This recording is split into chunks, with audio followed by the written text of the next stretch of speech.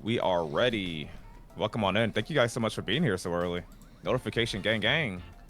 All right, we will kill that lovely Ashes of Creation music so I can hear you guys. I said hear you guys. Holy crap, I'm off to a start, ain't I? All right. You gotta teach me how to do that. Just hear chat. So Hussein says the recent success of Baldur's Gate 3 has renewed interest in all D&D inspired titles. Wow, he started us off with a topic, didn't he? Including this one, he says. Getting spicy already, and I agree. Wow. I didn't get a chance to pull up our plan topics, and this guy, he said, he just came out firing. You got to save those takes for later on, man. Like, you can't start that way. Right. He said, "Nice, you're taking too long. I got this one. I got this one. I got this one." It's probably because we started a little late. Like, he's just like, I've been waiting. I've been waiting to fire this one off. I get it. Hussein also says, a lot of people here going to come into this looking for ESO 2.0 or WoW 2.0, and all these people are going to be disappointed. And I don't think that's a bad thing. Ooh. I agree. Okay. I want Ashes to be the best it can be and not try to be ESO or WoW. Wow, what a good, I like what you said there. I like how you ended that off. Once again, HD, thank you so much for the 6 months of channel membership. I want to delve into what he said. First, let me do a proper introduction. Welcome to episode 5 of Voices of Verra, our Ashes of Creation podcast with myself. And is there no one else? Is there no one else is streaming this live on Twitch? Make sure you go show him some love as well. Appreciate you guys. Like I said, episode 5. We really like this. It's a different kind of podcast, I'd like to say. A lot of us just kind of chat. It's just like a chill chat, discussion, debate. Just like to go over a couple of topics, whether that be from the community, via Reddit, forum posts, etc., etc. So once again, couldn't do this without you. Thank you guys so much for being here. Else, how are you? I'm doing good, man. I'm doing really good. I'm excited to get started on this because, yeah, we got some, not to like catch people off guard, but we got some Ashes stuff to talk about. And then we have some funnier things to talk about later on. And I hope we get to all of it because, yeah, I think this one's going to be pretty packed. Mm-hmm. Yeah, I hope we can get to all of it. So I guess we should go ahead and get it. I guess we'll start off with the topic or discussion in chat. Okay. So the last thing Hussein said, he said, I want Ashes to be the best it can be and not try to be ESO or WoW 2.0. I think we all can agree that, well, no, actually, I don't think everyone's going to agree with that because I think a large majority of the player base wants that ESO part 2. They want that WoW, especially WoW. They really want World of Warcraft part 2. Yeah.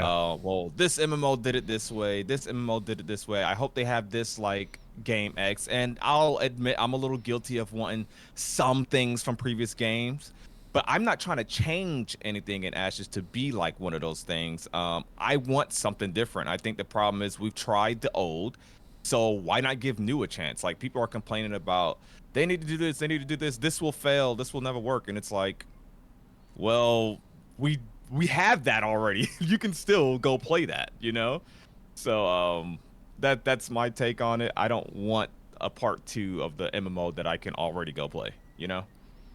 Yeah, I'm right there with you, man. Like I really like certain MMOs for certain reasons, and I have my opinion on, you know, where they could potentially be and how they could improve. But I would rather see I like the vision that I am seeing with Ashes, and I want, obviously, like my concerns are like where my critiques are going to come farther down the line will be how things get balanced, these sorts of things. And yeah, I don't want a 2.0 of any game I can already play because it's, you know, why play Call of Duty Modern Warfare 5 when you can actually play a new game, you know? That's my perspective on it. So Facts. I got another dude. Else, I don't think we're gonna get to our questions. There's so much popping off in chat already. So someone's asked. Someone said, "I really hope." How you doing, Aziel? By the way, I really hope this comes to console. It will not. I don't even think there's a potential for it to come to console. They've made no inclination that it will be. Yeah, and definitely not the crossplay thing. So, I think there's other MMOs coming out. Like, I think Arcade 2 will be on console, and Throne and Liberty as well will definitely be on console. I don't think you'll see Ashes of Creation. There's actually a lot of discussion around how console holds MMOs back, especially if you want to do the crossplay thing. I think that'll really hold it back, because you got to account for, other things. Like the Elder Scrolls Online is a game that's probably held back, and it's not crossplay, but it's not like it's in the newer games like Arcade and your Throne and Liberty. They're probably not going to do PS4, right? It's going to at least be the newest console, PS5, and then whatever the new Xbox is called. But it's just it makes it easier on the dev when they got to build for technically one machine, if that makes sense, or they don't have to keep the limitations of console in mind. But all that being said, I hope console gets a new MMO. I think we were talking about it the other day. New World is such a easy MMO to transfer over to a console because of the lack of how many skills you have and stuff like Yeah. that. But yeah, Yeah, New World would be the seemingly be the one that would be the easiest to do.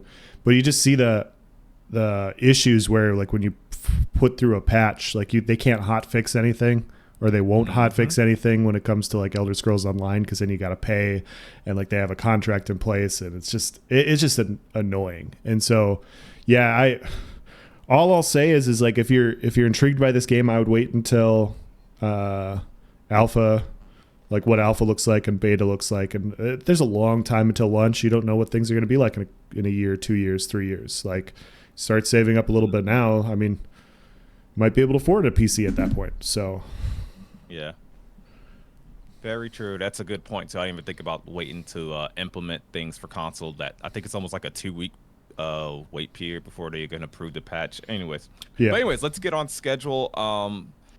So if you guys remember last week, we ended the stream. I brought up a forum post that I made, and what we're gonna do is take a look into the responses to said forum posts. I haven't looked at any of these beforehand. I think I might have seen one on my notifications today because I did make a second forum post. Not for this. It's just a strict forum post, but this one was for today's stream for the most part, and because we genuinely wanted feedback. So here, let's see if I can pull it up this way. Here, let's actually switch to this so you guys can see full screen. So the title of that forum post is actually called "What We Like and Dislike Most About Ashes of Creation." So my question was pretty simple. Hello all, just want to start a discussion out of curiosity, and hopefully this doubles as feedback. What do you like most about the Ashes of Creation, and or what first inspired you to look into it? Oh, I guess I have a typo there. Hello. Also, if you have a dislike or a change that you want to see, even if small in nature, what is it? So pretty short and sweet. Pro, your favorite thing, your least favorite thing. So I just wanted to kind of go through and read some responses. Else, if you'd like to read your responses, or would you like to provide your answer? Or, well, did you type in this post already? I did. It's more towards the end, so we can Okay. get to it later if you. Okay. Bet we'll get to yours when it comes up, and then if you'd like, you can obviously further elaborate on that. Sure. So Plastic Lemon says what he likes is the Vec. That's it. Just straight up Vec. I respect it. I totally get it. I respect it. Solverin. So he says, I've been following it on and off since I heard about it in 17. Back then it was barely talked about. Apox combat got me more interested in the game. If you guys don't know, that was like the MMO battle royale, which I mean sounded really good on paper. Tolnar and the classes was enough for me to buy the alpha. Wow. Now I am here because I enjoy the Discord. People are all right in there. Yeah, really good community. Now I'm just waiting for the devs to show us what they can actually do with this hybrid system and the combat, Tolnar, and the Wild Blade. Interesting. Okay, I like that. Call says, kind of early for something so definitive, but the most I like about AOC is the idea of large-scale sieging. Sure. I get that. Yeah, and this is obviously supposed to be what you like right now, what entices you about the project as it stands. Large scale sieging, I could definitely see that. Really large scale combat is I like outnumbered PvP. You know, we all have our little niches of what we like PvP wise, or not at all. Um, I like large scale combat. I like small scale combat, outnumbered combat, whatever. So I totally get yeah. that. I mean, you see that as ESO fans. There's a large portion of the PvP community that loves big groupy group fights. You know, even through all the performance issues and all that, like people will still come siege keeps. And so, yeah, I'm very interested in large scale keep battles as well. The node wars are definitely have my attention. So Yeah, I wonder how insane it's gonna be. I forgot the last numbers. Can someone in chat tell me? Was it like 250 v 250? What were the last numbers we got? I can't remember at the moment. But I remember they were pretty large scale. So I wonder how like exactly how. And we're probably gonna see this in the node stream. Who knows this month? Like how upgrading siege for certain defenses, like and not just defenses from people just trying to siege your node, but there's gonna be world events that trigger off of a certain story arc you completed or killed a certain world boss 50 times. So that spawns this event where your node is invaded by these NPCs and you're gonna get a notification like, hey, head on over here, or else these NPCs are gonna destroy your town. And that kind of ties back into that whole monster coin system where a player can actually take control of the AI or the NPC and destroy key resources and key buildings for that node, which maybe that's housing something important for your node. That's housing a certain sword that's given that town a buff. A certain artifact, and there's so much that's going to go on. So those large scale battles, whether they are player v player involved or player versus environment, is going to be really interesting. Um, oh, this one's a long one. Lashing. The thing I like the most is the potential variety of content you can do. I like it. I hope the story arcs are long form instead of short form. So if you miss one, it's months, not weeks or days before it repeats again. wow. You know, I agree with that. It's a big FOMO generator, right? And so maybe there's a situation where I'm on vacation that week. I can't log in that week. And so I just miss out on this thing. I ain't gonna lie. I'm probably gonna be upset, but I guess if you are able to complete it, if you are around for it, like maybe that story arc drops a unique cosmetic and that thing does not repeat for another year. Maybe that adds value to it. What do you think about that? I mean, I know we're only a paragraph into this, but what do you think about it? So if you miss one, it is months, not weeks or days before it repeats again. Yeah, you know it. I think that's a cool idea because if you do it that way, then it just means that there's more depth to your content. Like you have so much storyline stuff that you can go through things, and yeah, non-repeatability will be nice because yeah, I did a video last week talking about repeatability content and how it just wears people out. It burns them out on Yeah. a game, and yeah, I completely agree with this. So if your story arc is more of like a long form thing, I think that's a great way to go about doing it. Yeah. Just No keeps the one story likes going. the yeah, no one likes the meaningless daily, your daily task, your daily dungeon or whatever. Um, all right, so he goes on to say, what I worry about the most is the enchanting system.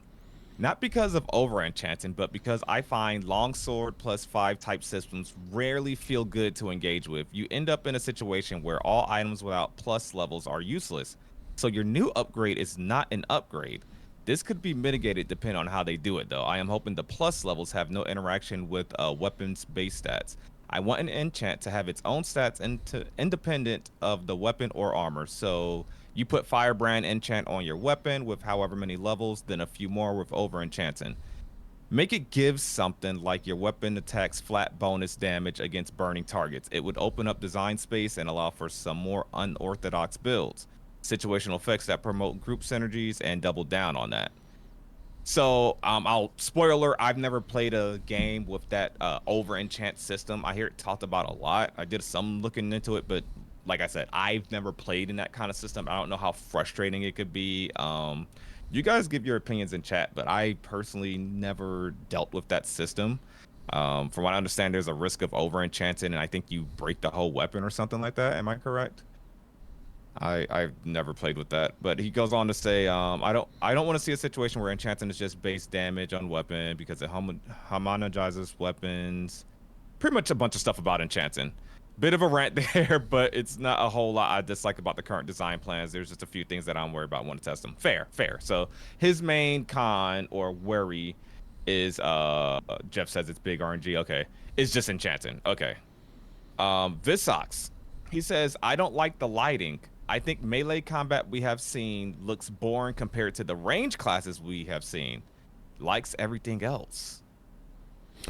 Yeah, I I can I can agree with that, and I think you have to also keep in mind that the range class stuff that we've seen, like with the wand and with the mage and stuff, is more finalized than what we saw from, the melee combat wasn't a fighter showcase. So we did see some things, but it's not as fleshed out, it's not as finalized, and so I think we will see more. So I get that. I definitely get that point of view. Yeah. Lighting. I know the Tower of Carfin was definitely a different like vibe or aura, a different ambiance, if you will. I like the look of it. I think they did with that one pretty good. It was unique to that story arc, unique to that area, I guess. I don't know if he means. I assume he means like literally lighting, like environmental lighting. I don't think he means like how a lot of people complain about the brightness of the skill effects. So, Yeah. but I assume he means like environmental lighting, yeah. And as far as the melee combat, I like the melee combat in the fighter showcase a little bit, like that spin attack, and when he took off like the I'd say the tab mode, I use that term loosely. It looked okay. I think it looked okay, but then when I watched it in the tank showcase, I was like, that doesn't look as like it doesn't look bad. That's not what I'm saying, but it didn't look as fleshed out. Maybe like it didn't Yeah. really impress me like as much as when I watched the ranged weapon showcase that had the ranger in there. I was like, oh yeah, and I think that's probably why I started leaning towards like, I think I want to be ranged. I think I want to be a ranger or maybe even a mage. So yeah. Carfin was sick. The inside was killer. Dude, it had such a cool vibe. Yes. Phantom, he says, why are all these Discord people here? I thought that was Phantom, if funny. you don't know, he does the Ashen Forge podcast. Make sure you guys check him out on Twitch. They actually had Steven on, which is awesome. They had Steven on again recently, so but I'm sure you guys probably already saw that. Persimus, I probably butchered that name. He likes the evolving world, of course. Hate the wait. You know what? Very short, simple, concise. Like I like that response. Else, you want to take over here going forward? Sure, sure. Oh well. We got a message from Diggs here. He likes the nodes, the meaningful conflict, class design, UE5 character creator, race design, social organization, religion, and racial progression. Dislikes obsession with risk versus reward. Yeah. Okay. Huh. Permanent zones with auto flag, free for all PvP. So he doesn't like free for all PvP. Don't want to see a change. Best to keep heading in the same direction. Nice. I can get behind that. I think like any of my concerns, it's like I don't really have many concerns until I see it fleshed out and detailed. So I can get behind that. Nice. George Black says, I'm not fond of the class system. I prefer 15 solid base classes having properly fleshed out animations with the iconic ones, including Paladin, Necro, Druid, Warrior, etc. And each class should have 2 to 4 weapon options built into them. The Warrior could have skills for dual wield, 2-hand spear. The Knight could have a great sword, shield, spear. The Rogue could have... Okay. I think the whole play as you want premise of the 64 class combos will lead to a tight meta of a handful of viable builds. The same thing happened with ESO. When a large variety is offered, the result is a narrow meta. I agree and I disagree with this. Likewise. Yeah. and that is such a cop-out argument because, so I do agree that the 64 class system, we've talked about it in previous podcasts. The concern with 64 classes is how are you going to make 64 different classes unique? Because if you can't do that, you shouldn't have 64 classes, in my opinion. And people are like, oh, it's augments, like the skills are going to do slightly different things. Okay, well then, should that really be a class? That's my perspective. And so I'm just waiting to see how augments work before I really comment on 64 classes. Yes. And yeah, like we have seen it where the play your way can create very strong metas. I think just because it's happened in other games doesn't mean you can't do it. I think personally, from the example that he's providing, considering we're coming from that game, Yeah. There are a lot of things that used to exist in ESO that created specialty type builds. Hybridization killed that, in my opinion, and Yes. it kind of created a meta where, like, instead of running specific skills that are best for your individual class, everybody runs vigor and everybody runs this and everybody runs this, and then it kind of like narrows down the meta because now you can run everything. And so, yeah, I understand the idea for specialization. I do think ESO could have gone about doing that a bit better themselves, and we wouldn't have the issue that we've had for the last year and a half, 2 years. So, Yeah. what do you think? I'm same cop out as you. um, disagree with his top portion. He would prefer 15 solid classes. Although I get where he's going with that. Yeah, It's easier to balance. It's simpler. Um, I think there's other games we can play right now that sells us into that class system. I think BDO has one of these where they kind of got like each individual type. World of Warcraft kind of as well.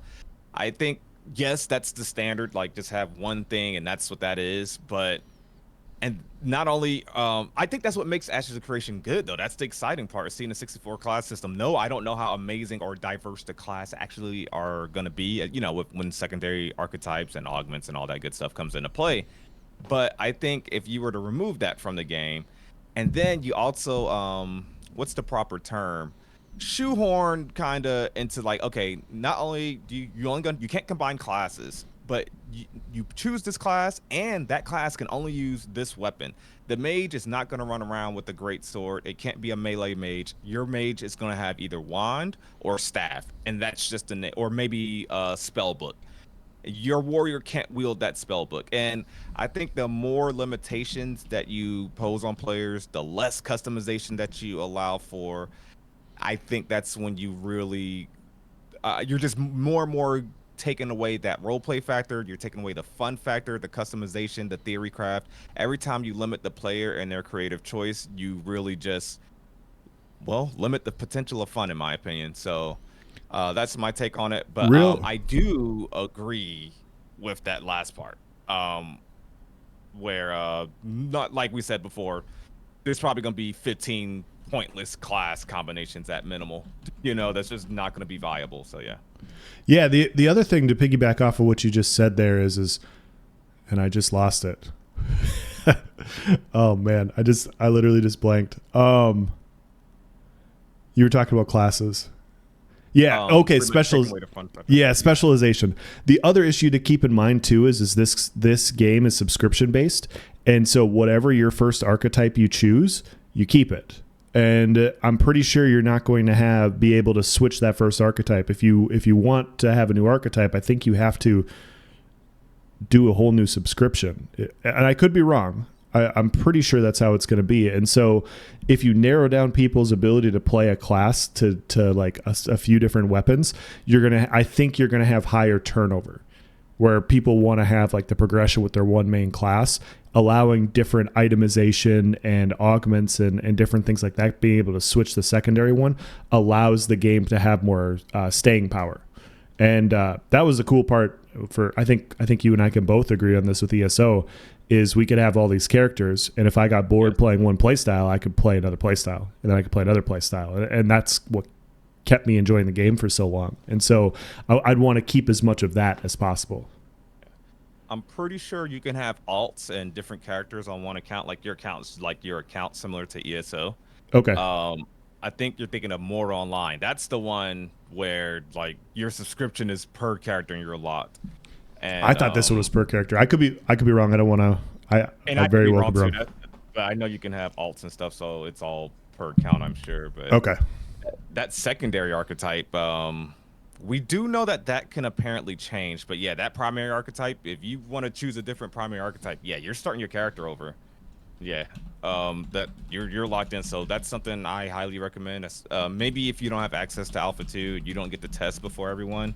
Maybe you just you watch someone and say, hey, can you play this class? Or what are your thoughts? What have you seen on this class? Really be sure before you commit. I mean, you can always start over, sure, but if you can know before launch, or hell, even before Alpha 2, if we see enough showcases, you may know from the showcases what you're going to want. I think that would be good. I'll take the next one. Sure. The Dark Sorcerer. as a mage, I wasn't a huge fan of AOC taking the generic mage route of playing with the elements of ice, fire, lightning. I think every other game does that. I think an elemental mage should just be a subclass. Another dislike. Oh, so he just had dislikes. Another dislike is the restriction of the restriction of flying mounts. Dark Hmm. sorcerer indeed. Yeah, he wants that. He wants to be a dark sorcerer. I respect it. I'm not gonna say I've seen the craziest innovation with the mage. So I get his complaint there. Not to say that we've seen the whole mage kit, right? Yeah. There may be other schools that we haven't seen. I mean, they showed a lot of skills, but that's probably not all the skills. And who knows what secondary augments are gonna do for that, or what religious augments that a mage can pick up that can change that. So it does look like he is correct that that is indeed the basis of the mage, is playing with around those elements for the most part. But I can get his concern, or he just wants to play a different kind of badass mage. I get that. Like I could imagine summoner rogue. Yeah, summoner rogue is, maybe you got some shadow magic you're using. I don't know what, but there could be ways to go about that. The augment system may actually play into his solve his concerns, if you will. Restriction of flying mounts, I think they kind of need to be exclusive, to be honest. If everyone's on flying mounts, maybe they lose their cool factor. I know that's probably not the popular opinion, but could they be more common? Sure. Would I be upset if they got more common? Of course not. I want one. But I think it'll make it really cool when you do see someone with a flying mount, if that's the case. But I just hope there's at least some sort of little quest that gives me a taste of it, that's my only issue, is I hope I at least get to use it for one quest or something like that. But yeah. The other thing to keep in mind too so far is like we're pre-alpha 2, and so much is going to change. And so yeah, I totally get this perspective, but like nothing's finalized. So Before we go to the next post, thank you guys so much for being in chat. Really appreciate you guys. Welcome on in. I see all your comments. We appreciate you guys being here for episode 5. And we got a lot in store. I'll try to speed through some. We'll try not to spend too much time on each comment, but might have some interesting stuff in here. But we also have some other things we're gonna get to. But yeah, we got time. So this next one is from Vacner, the community manager. He says his like is the community, dislike the commu. He said, "Almost had you there, didn't I?" That's a good one. Dude. This dude is so active. I mean, I know it's technically his job, but he's like really active. yeah, If you submit a question for the monthly live streams and they don't get answered, it's not like how most game companies do, where they just like, oh well, it didn't get selected. He still, even if it wasn't selected for like that public on video answer, he will go back and like, hey, we didn't get to your question, but here's he gives the response they can give at that moment. And if there's something that's available on the wiki, he doesn't just say, just check the wiki, bro. What the fuck? Why were you even asking this? He literally takes a hyperlink, or he usually would like take a link and actually put it in his response, like the information you on this caravan question you asked can be found here. So I think that's really cool. I will say, Ashes of Creation, I always go on this rant. Their communication and their marketing community team, whatever, is better than any game that I've actually played. Maybe it's easier for them because the game isn't out yet, but I don't know. But I see much better feedback and communication and being in contact with the community than I see from live games. So yeah.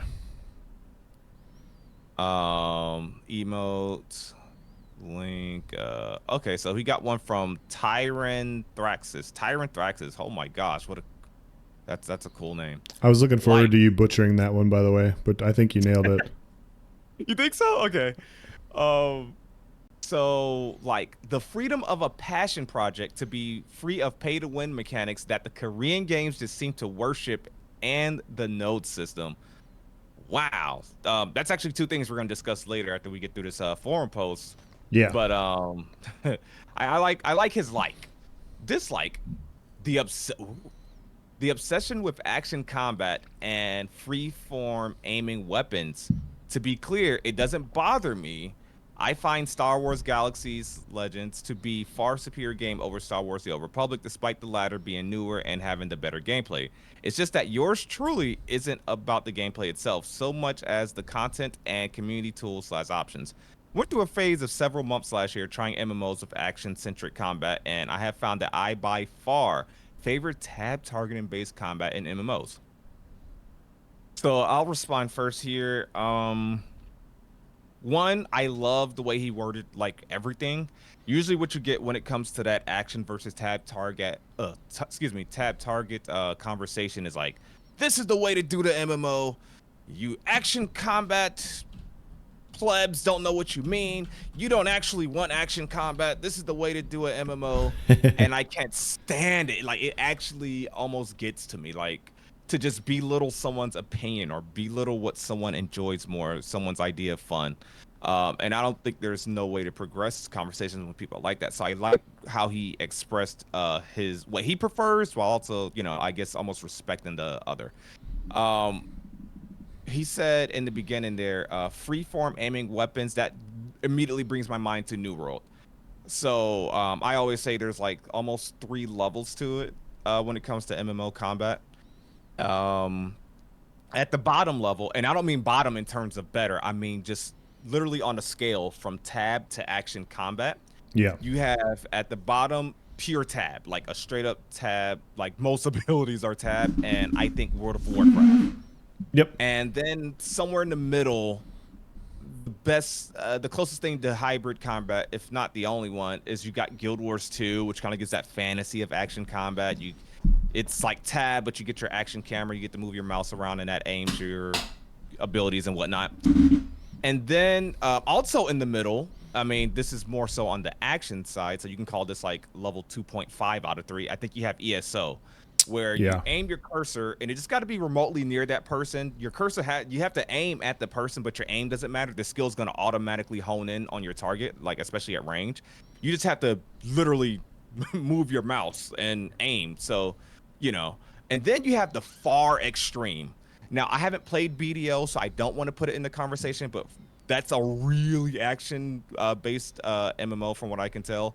I'll speak on New World a little bit more because I can. New World, to me, is probably the most extreme of action combat in terms of MMOs. Like, your aim really matters. Like, you have to think about, like, let's use a bow and arrow for an example.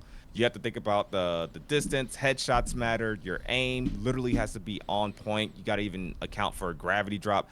Like, it is a really intense and in terms of free aiming, like your aim really matters. So you get like a sense of skill or feedback in that sense, but you really get a sense of difficulty though too. And I don't think that's for everybody.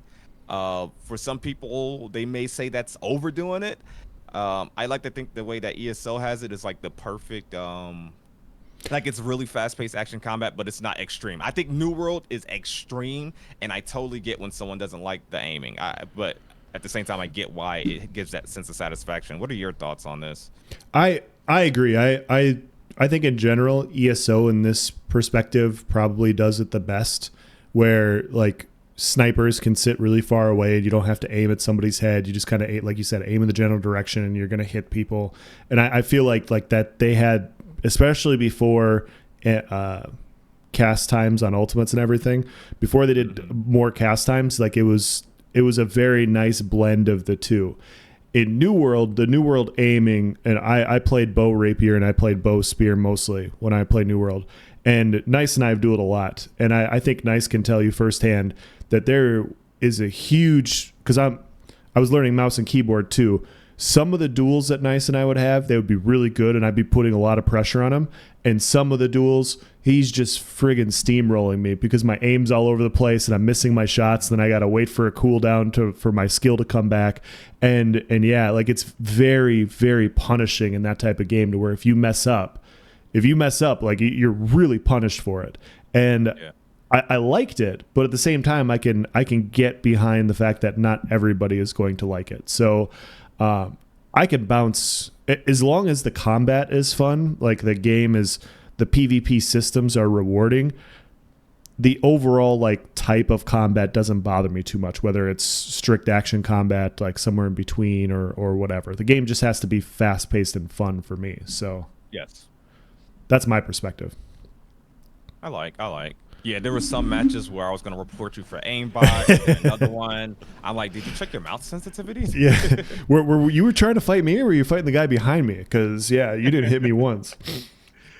Nice. Well, I like that guy's response. Okay. He said a bit too early to really hate or love anything, but I can honestly say I am tired of seeing cute and silly cosmetics. Throw the chicken pigs and stuffed animals into a volcano. Holy crap. All right, I didn't see that one coming. Fair enough. Okay. Gual says, like, the economy systems proposed thus far. Okay. Dislike, ability and weapon flashiness. A few of them are far too bright or generate a ton of ambient light. I think if you are grinding and in combat for a few hours, the flashiness might wear on you unnecessarily. P.S. The ability to turn down graphics doesn't resolve the issue, since many of the abilities are fine and you wouldn't want to turn them down. Just like in the winter, you wouldn't want to turn off the heat in an entire home if a single room was hot. I like this response. Yeah, some of the weapon abilities, but they're aware of it. I'm not gonna go in on that. They're they're gonna do their final polishing on it. They're more than aware. I think they've seen enough feedback to where I've said it before, but there was times in the tank showcase especially where you could not see the NPC that they were fighting. Like it was just a ball of light that literally you saw like the what do you call it? The nameplate of the NPC, but you did not see that NPC once the fight started. You just knew he was in that general area. I was like, holy crap. Yeah. I'll let you take over for a couple. Sure.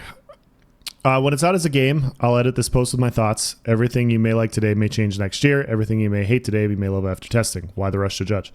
Yeah, we're not judging. We're just talking with the community. Just continuing the conversation, I think, is the main point of this. Yes. Benlo says, I love how integral PvP is to so much of the content. As a PvP enjoyer in MMOs, I love that there will be a high competition in every aspect of the game. I love the risk versus reward philosophy shaping this game. So many MMOs these days just forget about the PvP players, or will throw them a small bone in content updates to shut them up. I love the class diversity, especially the addition of the Bard, which seems like a class that modern MMOs avoid to adhere to the Holy Trinity. It seems like AOC is trying to have a soft fourth support role with Bard, which I'm super excited for. Yes, I love the idea of having different types of supports as well. Love the goal of making artisan skills a meaningful way to progress and stay relevant at endgame. I agree. Like that blew me away. Like I am not an artisan enjoyer typically, but the thought and attention to detail for that was crazy.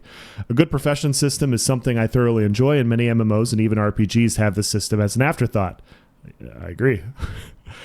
This is not my alt account, by the way. I'm just finding myself agreeing to everything he's saying. Without playing the game, it's hard to say what I dislike. The only thing I've seen that I might dislike is the ability to instantly mount up in combat. Seems like it could be. I just said this in the last one. This is you. This is you. This is my alt account. I didn't realize we got to your comment already, but okay. Oh, I'm sorry. I guess I was logged in under the wrong one. Seems like it could be an annoying feature that a lot of people use to avoid PvP. But I know there will always be ways to counter this, so I'll just have to wait and see. Yeah, as my alt account, I find myself agreeing with all this. I do want to, before you say anything, I do want to say on this first thing, that's probably one of my favorite things about Ashes of Creation is how they have so much attention to detail when it comes to PvP, which in a lot of games is an afterthought. You look at, we could continue to talk about ESO, which hasn't had a PvP update in 4 years. But even New World hasn't had a new. They just came out with one new map for 3v3s this last update, and it's been 2 years since the game came out, and so it's just one of those things where it's like, yeah, like a lot of games, it's kind of an afterthought, and it'll be fun to see how popular an MMO will be with just no pay to win and actual dedication towards more PvP systems. Yeah, that's something I'm not going to be used to at all. Yeah. So let me go ahead and just call this out. Chat, if you agree, chat, I need to see votes in chat. Welcome on in, Sawman, by the way. Who else agrees that this is obviously Else's alt account? This is literally him. What's his favorite Yeah. class he's most excited for? The Bard. Like that's he talks about Rogue a little bit, but he's like, oh, he's never played a Bard. He's gonna do a Bard. And then the mount thing, and then the artisan. Okay. Okay. I'm literally playing a bard right now in Baldur's Gate 2. So Yeah. You and this guy. this is my twin. Right here. Yes, he is. I love everything this guy says. I'm kind of with him on the mounting and combat thing. I get it though, but I could see it as being something really annoying. Like I've said before when this was brought up, as long as they can't do it during a siege war, then I guess it's fine. If I'm thinking about that time where I want to gank someone open world because I think they're holding a lot of materials, and then they're just like, oh, trying to whip out the old flying mount and just fly away from me. I can see that being annoying, but I can see how some people might like it because it's a cool flee tactic, especially for those people that maybe are afraid of PvPing in the game. So yeah, and as far as PvP content, yeah, like you said, New World just now getting its first, its second 3v3 arena, still no OPR map. ESO that we play, no battleground map, and I don't know, 4 years plus. Yep. That's really sad that PvP is always an afterthought. I actually asked this question for the monthly live stream, and Steven answered it. I forgot what my original question was, unfortunately, but I remember what his response was. Oh no, my question was how to make the tank viable in PvP. Like, how can you make it useful? And what Steven's response is that he's found that in MMOs, PvP is always an afterthought. Like it's just something slapped on at the end. Like, I'll do this to satisfy them. We'll get 100 more players in here. They'll pay for the game. Yeah, like just give them a map once every 2 years or something, a little arena. Let them duel. That'll hold them off. That'll hold them off for a couple of decades. But I like that he understands that it's a PvX game and that PvX has to be accounted for everything, every balance decision, anything when it comes to content. And I think we are really going to be satisfied. I know people look at it as a pure PvP MMO, like because I mean we're gonna be spoiled. I mean, caravans, bounty hunting, the ability to go corrupted. I think we're in for a treat, and it's good that we're not going to be second fiddle. So I love everything in this guy's message here. To piggyback off of what you just said there, I found myself saying this more and responding to people in my last video, but oftentimes in MMOs you have like people want to say like, oh, I'm a PvE player or I'm a PvP player. And in this game, you're not either. You're PvX. Like we're going to be doing dungeons and trials, and it's kind of cool because it's like I found myself doing videos as like a guy that enjoyed ESO PvP, and I'm sure you got the same thing. But lots of people would come by and they'd be like, "Oh, you PvPers, blah blah blah." It was just an annoying way to like separate the community. Like we're all playing the same game, we're just enjoying different things. And now it's just, hey, we're all playing the same game with the same, like in the same rule sets and everything. And I think that's kind of cool. I think we're going to get a lot less of that separation for no reason. Yes, I always felt like a huge divide. And like you said, I think that's going to be really good that you can't just hone yourself in. You can have a focus maybe, but I don't think you can get too many of those. Like, yeah. no. You're going to have to do both. Both, they might even be intertwined occasionally. Yep, I agree. And then you got people that want separate, they want PvE servers. They're actually suggesting this, and it blows my mind because that's, I'm going to go on a rant if we delve into that. I felt the rant coming. I had a whole speech. I'm about to throw a whole speech at you, but let's move forward. You can take the next one. All right.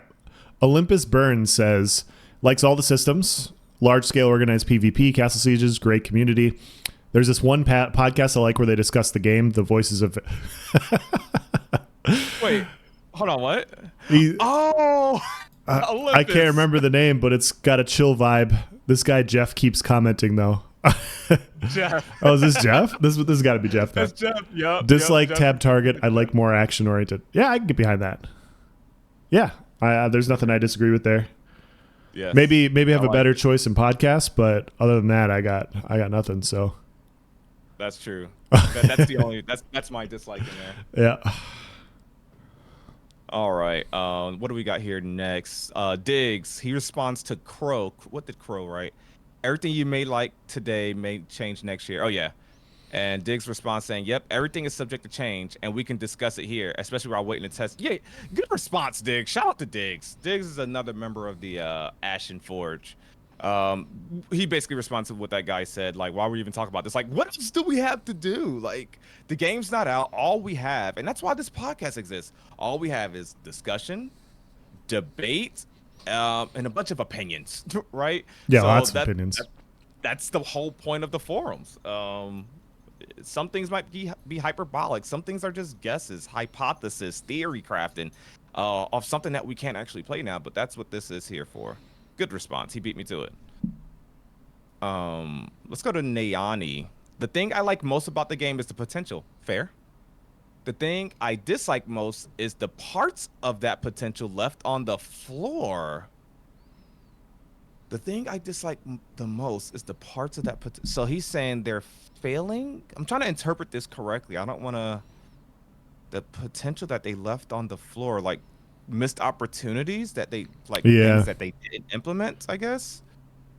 I would have liked to see him go into more detail so we could actually figure out what he's Yeah. talking about. Because, yeah, I I don't want to don't. respond to him. Yeah, I don't want to respond to him wrongfully. I may like, yeah, it's not much to go off of. He didn't leave too Yeah. much context clues. I mean, we could assume it's something negative, obviously, but I don't know exactly how far he's going with that, so I'll just choose not to, I guess, go in on that. No Kirkhoff, there is not jabs, no jabs. Welcome on in, everybody. I really appreciate you guys being here. So we have Killian. So far, I am very satisfied with what I've seen. There isn't anything I can definitely say I dislike because I have yet to play anything close to the final product to make such a decision. Yeah, it was tough for me to give the dislike on Yeah. mine too. So I just had to almost force something like, okay, what is the one thing I'm worried about?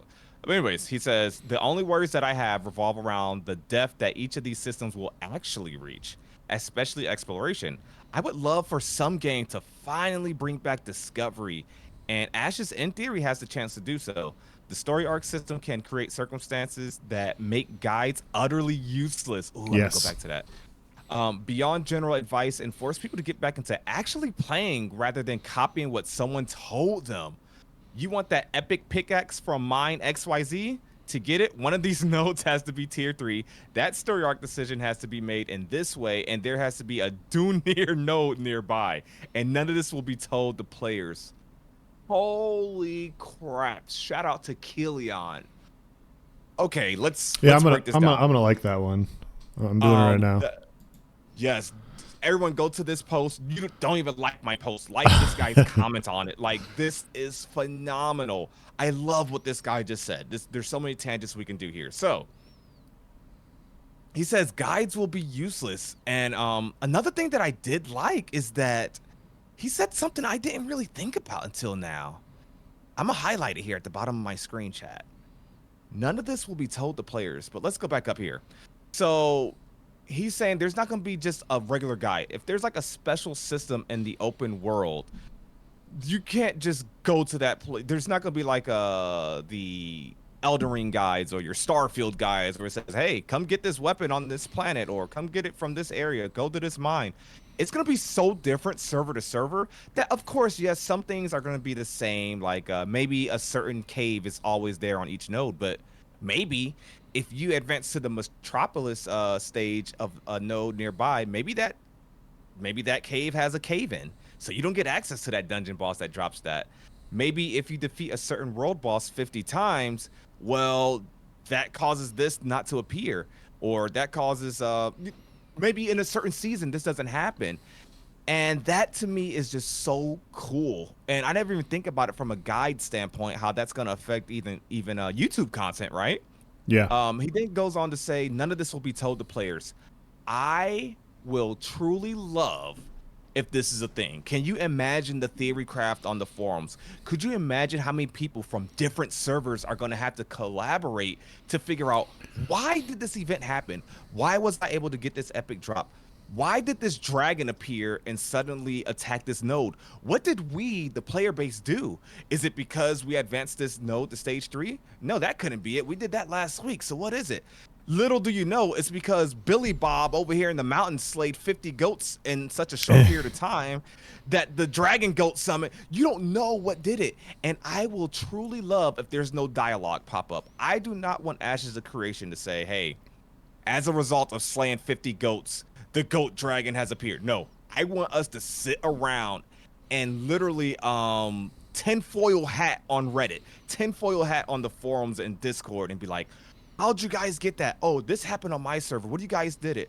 What did we do that was the same? Obviously, this is what caused it. And I think that's just going to bring such an interesting aspect to Ashes of Creation. And it's going to provide infinite, endless content and just a sense of discover. And I really think I've never had that in a game, to be honest. So that's really cool.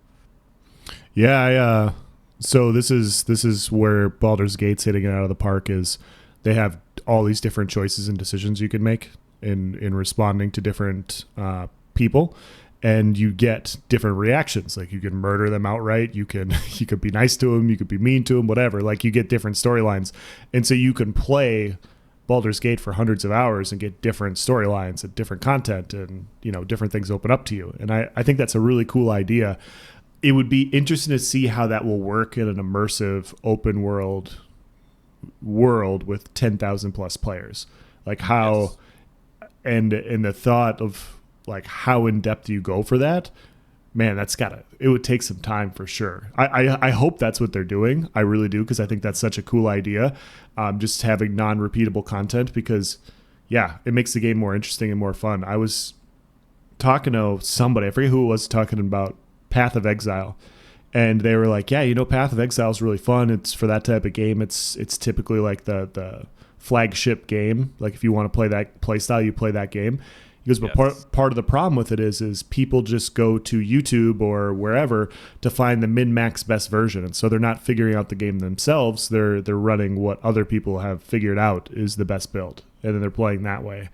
And I feel like that sometimes, like that, if you go too in depth, people will find the need to research and find the best whatever. And then all of a sudden you're not theory crafting, you're just copying. Yeah. So I do agree with this. I think that's interesting.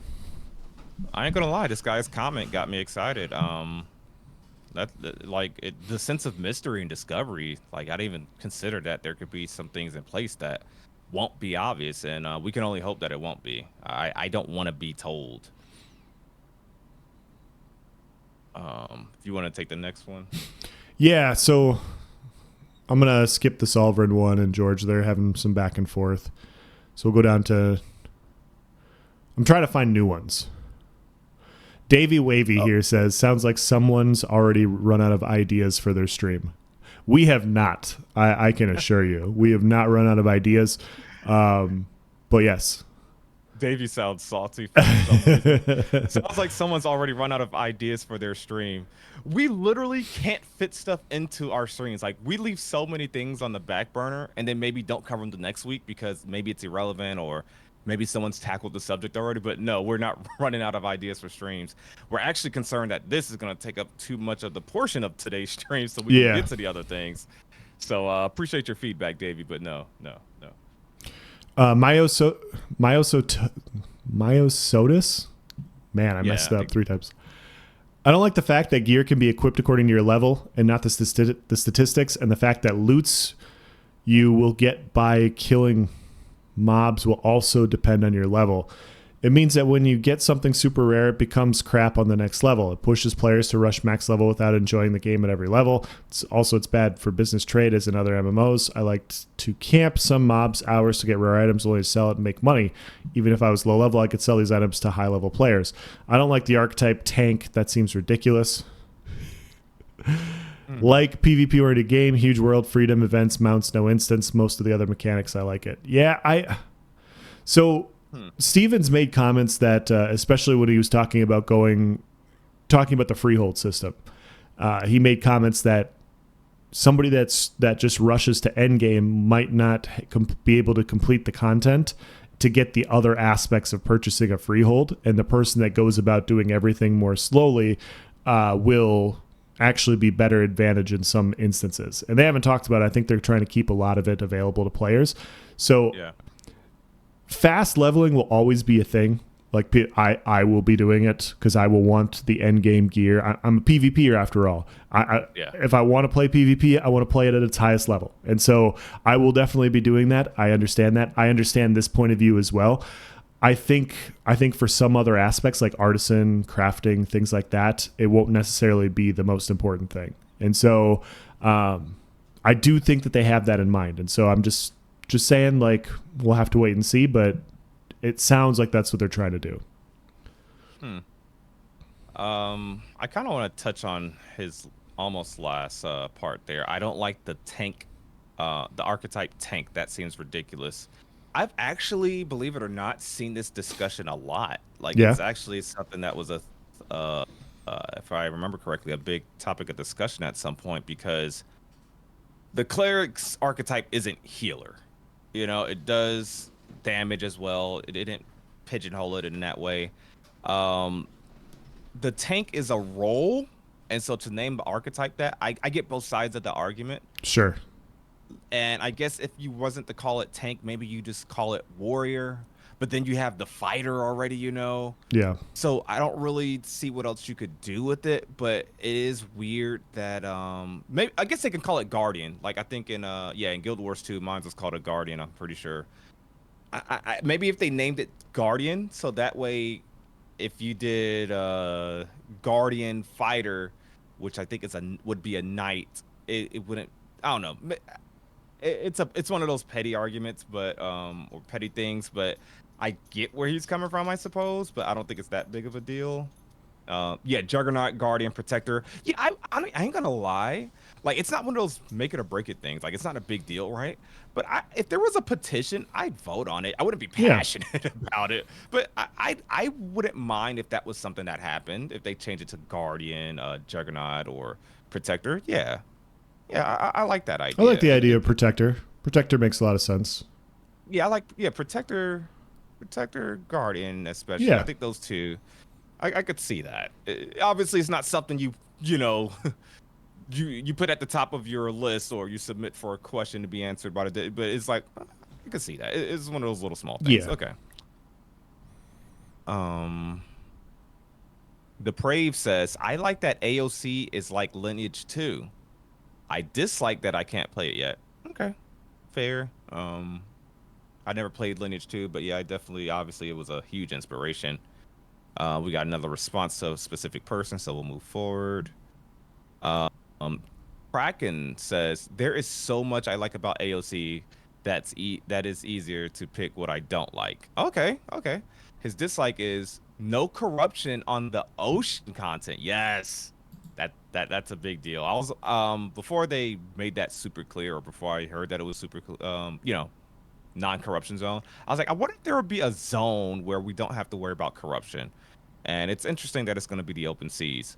So I just had a random thought, and I think I already know the answer. It's kind of common sense, but I'll ask it to you, Else. Okay. Think that because the open seas, it's not really a flagging system. It's just no corruption, right? PvP all the time.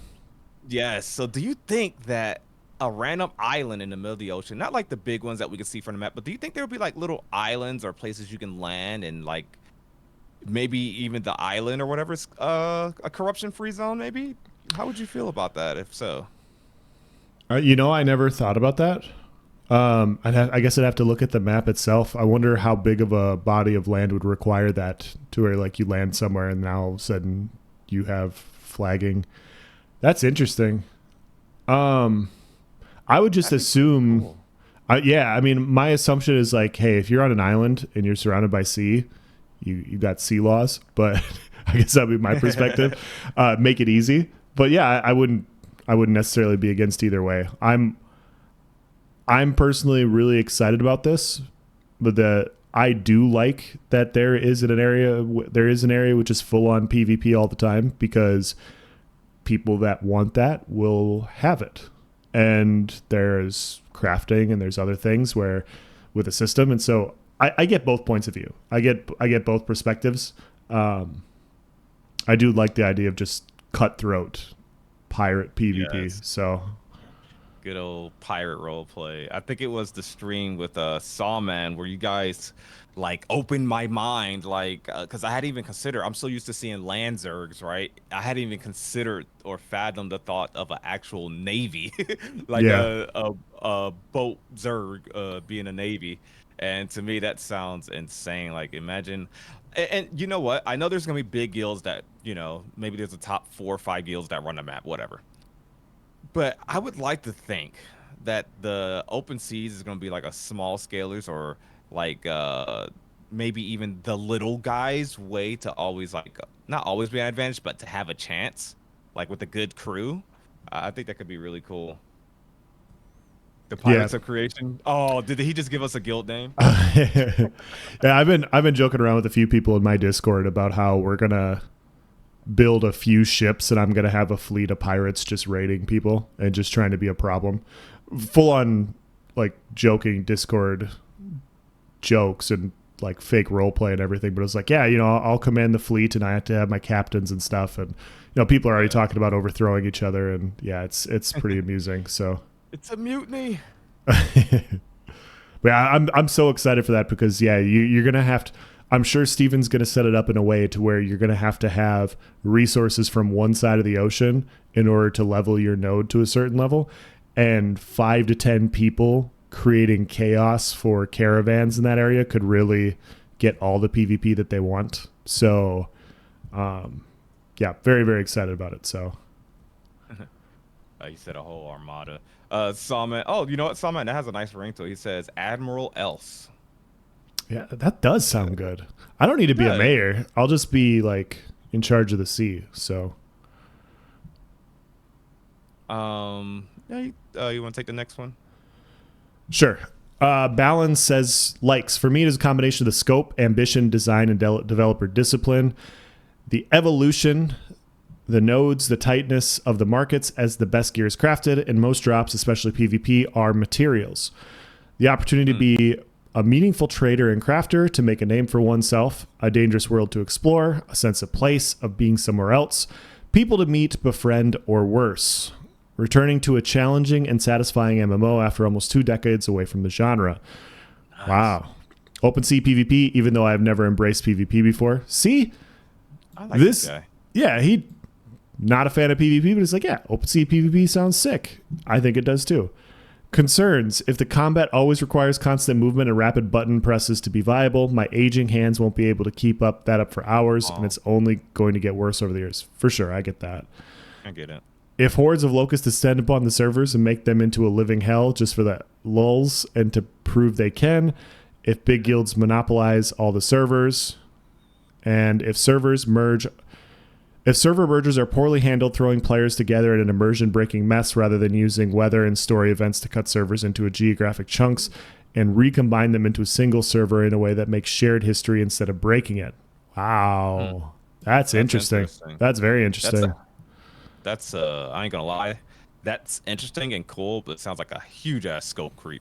Yeah. If I suck so badly at PvP that I really don't enjoy the game. Hey, that's what we're here for. We're trying to make as many people not suck as possible, including ourselves. Yeah, so me and Else may do a boot camp once we get good at the game. like a his stuff was pretty normal. It's pretty good. Yeah. Stallmeyer, I like the vision for dynamic node wars and large-scale PvP conflict. I dislike tab targeting as a combat system, though I'll admit that's mostly for aesthetic reasons. Okay. Sure. Fair. All fair. Fiddles. Possibly, here, actually, you take over. Sure. I'll be right back. Fiddle says, possibly concerned about the limited fast travel. I am not sure. I understand the logic, so we will see how it plays out. I really don't want my time to be wasted if it's not necessary, as long as it feels organic and not just content filler. I can get behind this. I think New World suffered the same issue. There was just not enough stuff to do on the way from one area to another. And so I found myself auto running for 15 minutes while I was leveling up. But it was, I agree. I agree. If this is done poorly, it can be very boring. I don't know. Chat, feel free to chime in. And when, oh, Nyce did come back. Okay. I wasn't sure how long you were going to take. Yeah, feel free to chime in on what you think about this. But yeah, I can definitely see a map the size of Ashes of Creation having issues with content to have from one way to another. So Okay. So I like this post. I'm all for the limited fast travel, and it's one of those. I hate this cliche answer that we always got to give, but of course, it's one of those things we have to play and see. Salman, if you're still in chat, if you want to give your feedback from playing Mortal Online too, which from what I understand has like no fast travel. oh Your yeah, experience with yeah, I that, forgot about that. but I like what it does. So the old cliche New World reference. How we never found anybody open world in PvP for a very long time while we were leveling. So I think fast travel was a big cause of that. Um, I think having no fast travel helps add value to those materials. So say you have a node on the far west of the map in the Riverlands, but there's like a snowy region where that's the only place you can find mythical ice. I just made that up. This mythical ice, you need it for a special ingredient. It's rare, and it's only available in that region on that side of the map. Well, if you gotta take a boat all the way over there, not even the boat. You gotta go so you gotta head east, get to the coast, go to that dock, get on a boat, go to that zone, mine that mythical ice, bring it back. Do you know how much I mean, the mythical ice might be rare, so it's gonna fetch a good price, even in the east. But do you know, especially with localized traders, there's no like one-stop shop, and you click on one trader and there's everything. Do you know how much that mythical ice is gonna go for on the traders, like back in the West? Like that's a big deal, and that's where limited fast travel has its benefits. Now, the concern, it's a huge map. It's a couple of MMOs put together. It is a huge map. It's ridiculous. So if they overdo the limited fast travel, um, I ain't gonna lie, I could see it getting quite frustrating. I could see a lot of pros, but the cons will just, I mean, the cons are obvious, right? Frustration, time spent, and everything like that. I think you'll see a lot of people get frustrated. The benefits are it makes Zergs less common. It adds more value to each spawn. It's really good for the economy. Implications. It's just it depends on how it goes. I mean, that's the simple answer, easy answer, but we got to see how limited it is. And I want to see how well I'm thinking scientific nodes. Someone in chat correct me or confirm, but I think it's scientific nodes. If you got a scientific node on your server, or if you're a part of one, I forget which it is, but they kind of add more fast travel capabilities and conveniences. Yes. So that'll be something pretty cool. Yeah, I can definitely see this being an issue because we've encountered it. I think they know that, and so we'll just have to see how it goes and just be like, luckily we're early, and so when we get an alpha 2, we can be like, hey, there's like nothing going on here. Like people are going to be wondering. I think mounts will make it easier too.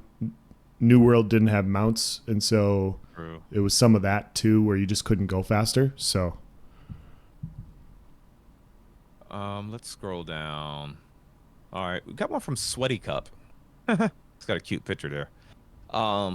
Like class variation and choices from weapons and armor allowed to be used to the amount of class combinations. So this guy's like opposite of what that ESO player felt yeah, earlier.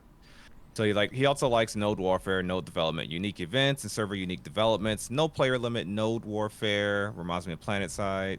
Animal mount, pet gene manipulation, the animal husbandry system for sure. Open seas and ships that actually have multiple usable function. True.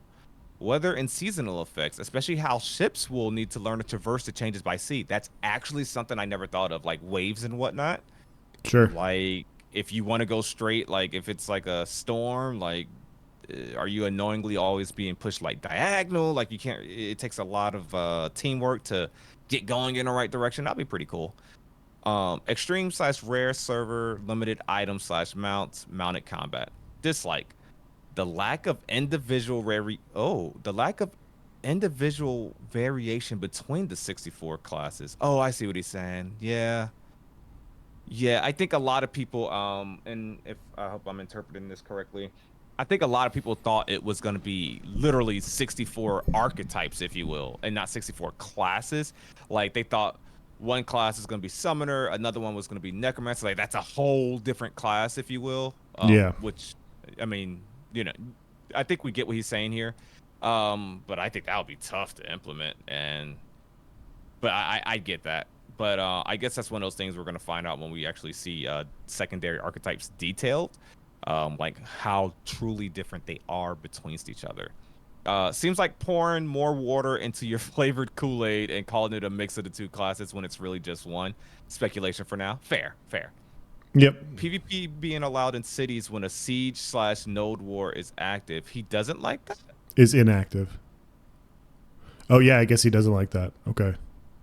PvP being allowed in cities. Oh, when it's inactive. Okay, so he's just saying like you can just be in town and get PK'd. Okay, so he doesn't like that. You can be harmed in cities. So like you know how New World has that safe space when you get to a town or settlement. Yeah.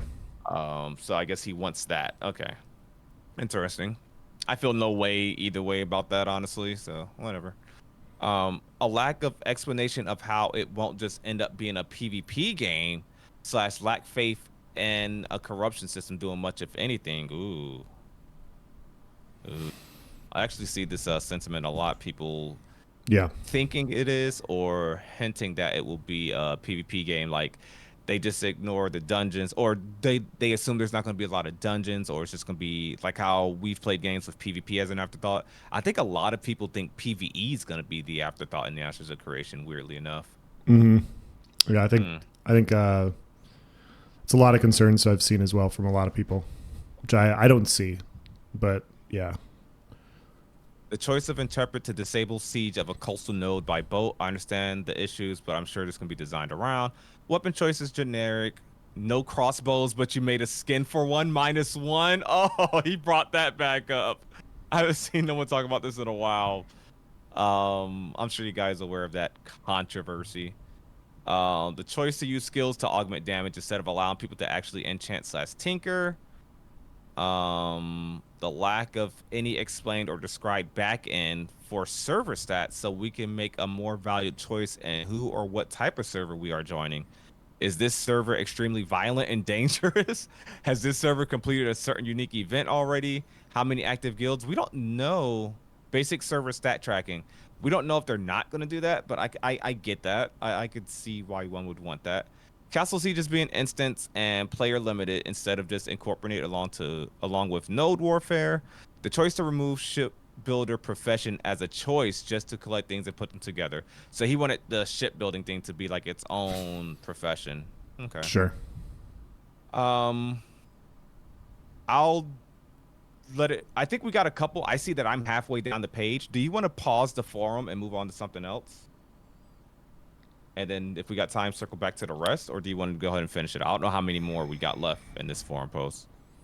Um, 6, 7, 8, 9, 10.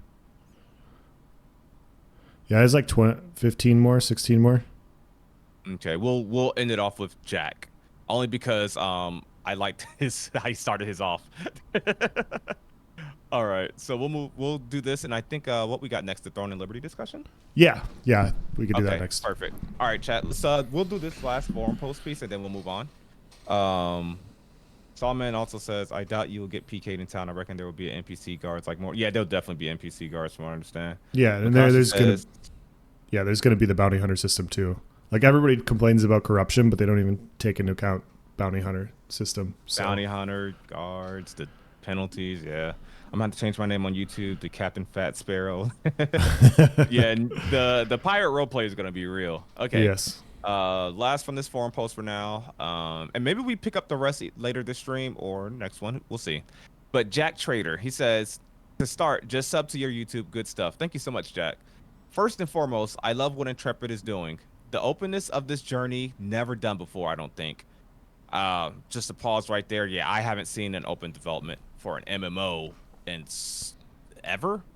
I'm not saying it hasn't been done, but to my knowledge, I have not seen it. So this is not this open. So yeah, obviously we don't know literally everything, but yeah, this is a hell of an open development that I appreciate.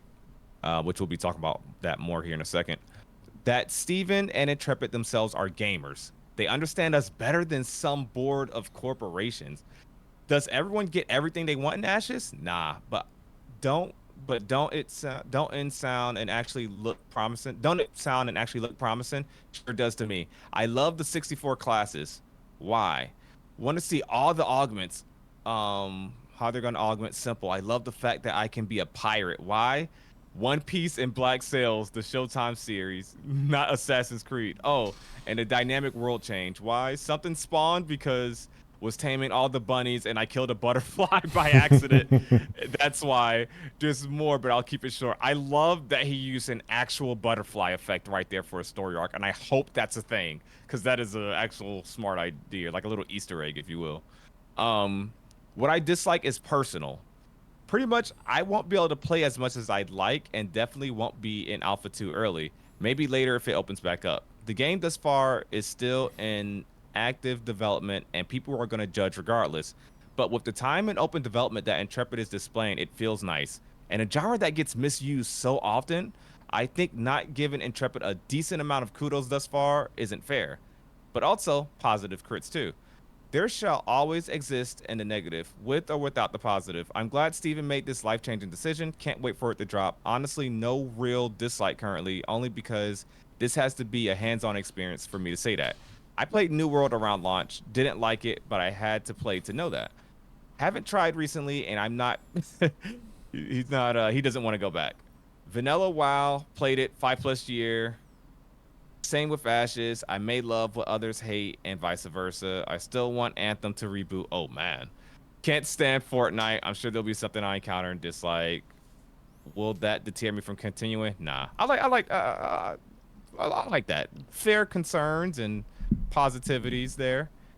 He sounds excited. He sounds as excited as me and you. Yeah, definitely.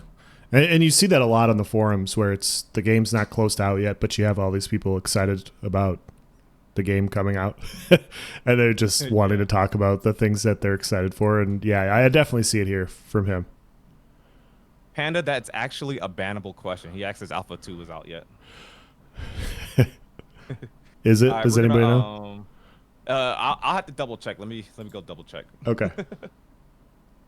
Here I'm gonna lose audio temporarily, chat, while I switch scenes. We're gonna actually get into the Throne and Liberty discussion. I'll let Else take the head on that one. Yeah. So I don't know if you watched this video or not, but I thought it'd be good to discuss. And we're not going to watch the video.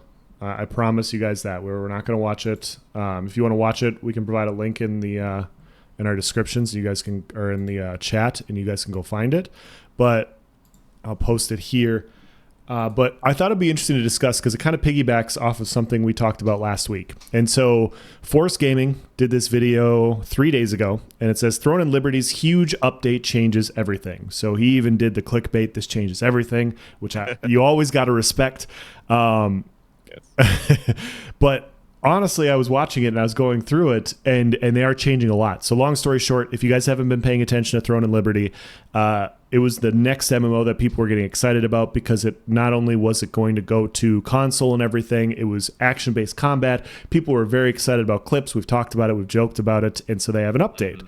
And long story short, they streamlined the progression system to where it will be faster. They changed a lot of the combat to where the combat will be better. They're making all of these changes that people were complaining about, and it's supposed to be done in 5 months.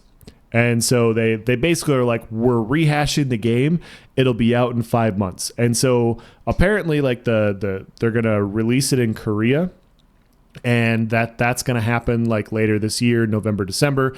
And their goal is to generate hype so that people will actually be interested in watching or in playing in the future. And I'm bringing all this up not because like you guys should be super interested about this or anything. I wanted to show the comments. I thought the comments were the most important aspect of this because this is just off a beta and people are just salty. Like really, really salty. The combat is a core part of the game. I highly doubt they have done anything meaningful with it in just a few months because they will also have to overhaul all the other systems that also interact with combat. A delay is always a great move to further improve the game. They got to be careful with the ease the grind stuff. I hope they make Throne Liberty in the game we all thought it would be. There's a lot of comments when I was first reading through them. A lot of the comments were just like, this is going to fail. This is too fast. They have too much to work on. And the main thing I wanted to talk about is this is exactly just because like this is a beta that people are upset about. It's not even the game. And it's already like soured a large portion of the community. And people are like, I don't know if I'm going to play this. Like it's cool if they do it, but that's a huge undertaking. And this is why like Steven will not release he won't release timelines when Alpha 2 is going to come out. It's going to come out when it's ready because you already see in real time with this specific game what's happening, like what's happening here. And so I want to talk to you about this, Nyce, and your thoughts when you watch this video and your overall perspective on Throne and Liberty now. Yes, yeah, it'll be fun just to keep going through the comments, honestly. But we see the common theme, obviously, in play here. First off, like El said, shout out to Force Gaming for this video that we watched. It's here on his channel. Make sure you go by, leave it a like. You see, I left a like already. Yeah, y'all see it. Y'all see it. I did not. Which, I'll like do it now. Stream. Shameless plug, like the stream. Not playing. But serious note. Throne and Liberty. So Throne and Liberty was a huge disappointment, and I low-key expected them to do this. I don't think they had a choice.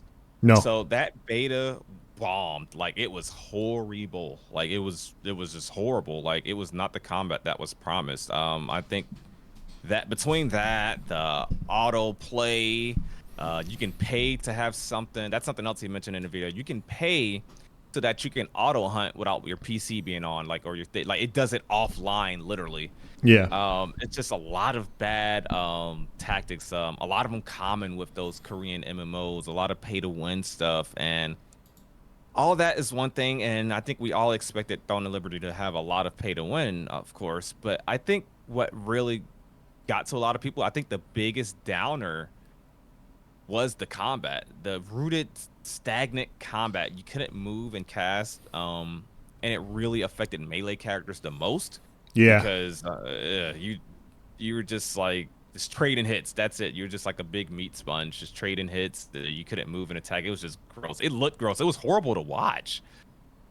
Which sucks because they had such amazing trailers that fooled everyone.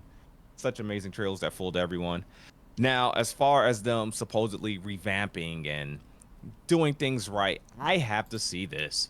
If they redid their whole combat system and they're going to be able to release that to Korea in 5 months, I don't see it happening. I just can't see that happening. The whole game was designed around that specific combat system. Boss encounters was designed around that specific combat system and the balance as a result of that system.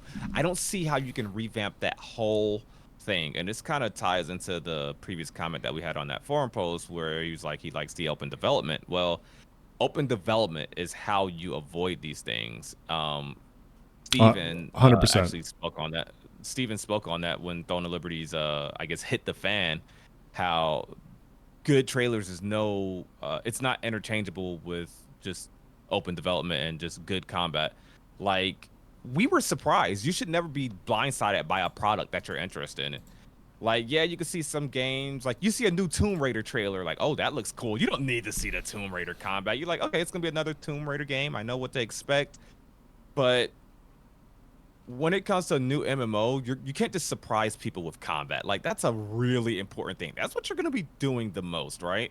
And I think that's an issue. And when you don't, and everyone doesn't have to have Intrepid's open development, but you got to show us something. You can't just lie to us with those trailers looking like it's fast-paced action combat and then give us what we got in that beta. So I don't foresee them actually releasing this year, especially, and I think them doing not a stagnant release, excuse me, a separated release. Yeah, staggered, excuse me. Thank you. Staggered release is just not going to be the way to go, because I don't know. It just has bad vibes all over it, and I don't foresee them releasing any version, that being the Amazon Game Studio version for the West, or the Korean version. So I don't see it happening. I think this one's going to need a lot more time in the oven, and I'd actually be really paranoid if it does release. I'm going to be paying attention to their next beta, their next Korean beta. See, that's Okay, so that's the interesting part and why I wanted to talk about this a little bit is because we see what happens with a bad release. And people, there are people, and I don't want to paint this in a bad light. There are people in that video that are excited for all the changes and everything. But when you see them go through all the issues that were happening with the Throne and Liberty beta, I find it unrealistic that they will have an enjoyable game in 5 months. And it's like, okay, so if it's so much to do in a 5 month period and then they're going to release it that way, how long is it going to be before the game is fun? Because it just seems like, it's the typical, and I don't want to be mean about this, but it just seems like it's like, hey, this game has to come out. We need to start getting money in. This game has to come out. This is when we're going to do it. Yep. And we're just going to do it instead of actually finishing the product and having something actually good. Now, it very well could be good right away. It could be. And I'm not trying to say that it won't be. It's just, I find it unlikely. And if you're not going to have like testing, if you're not going to have players providing feedback so you can tweak and refine things and this stuff, and you're just like, okay, we're going to take the bulk feedback from 3 months ago. We're going to do all this. And then now, great, we got finalized game. I don't see it going over very well. Like, that's my perspective. You know what? I'm going to say it. I don't believe him.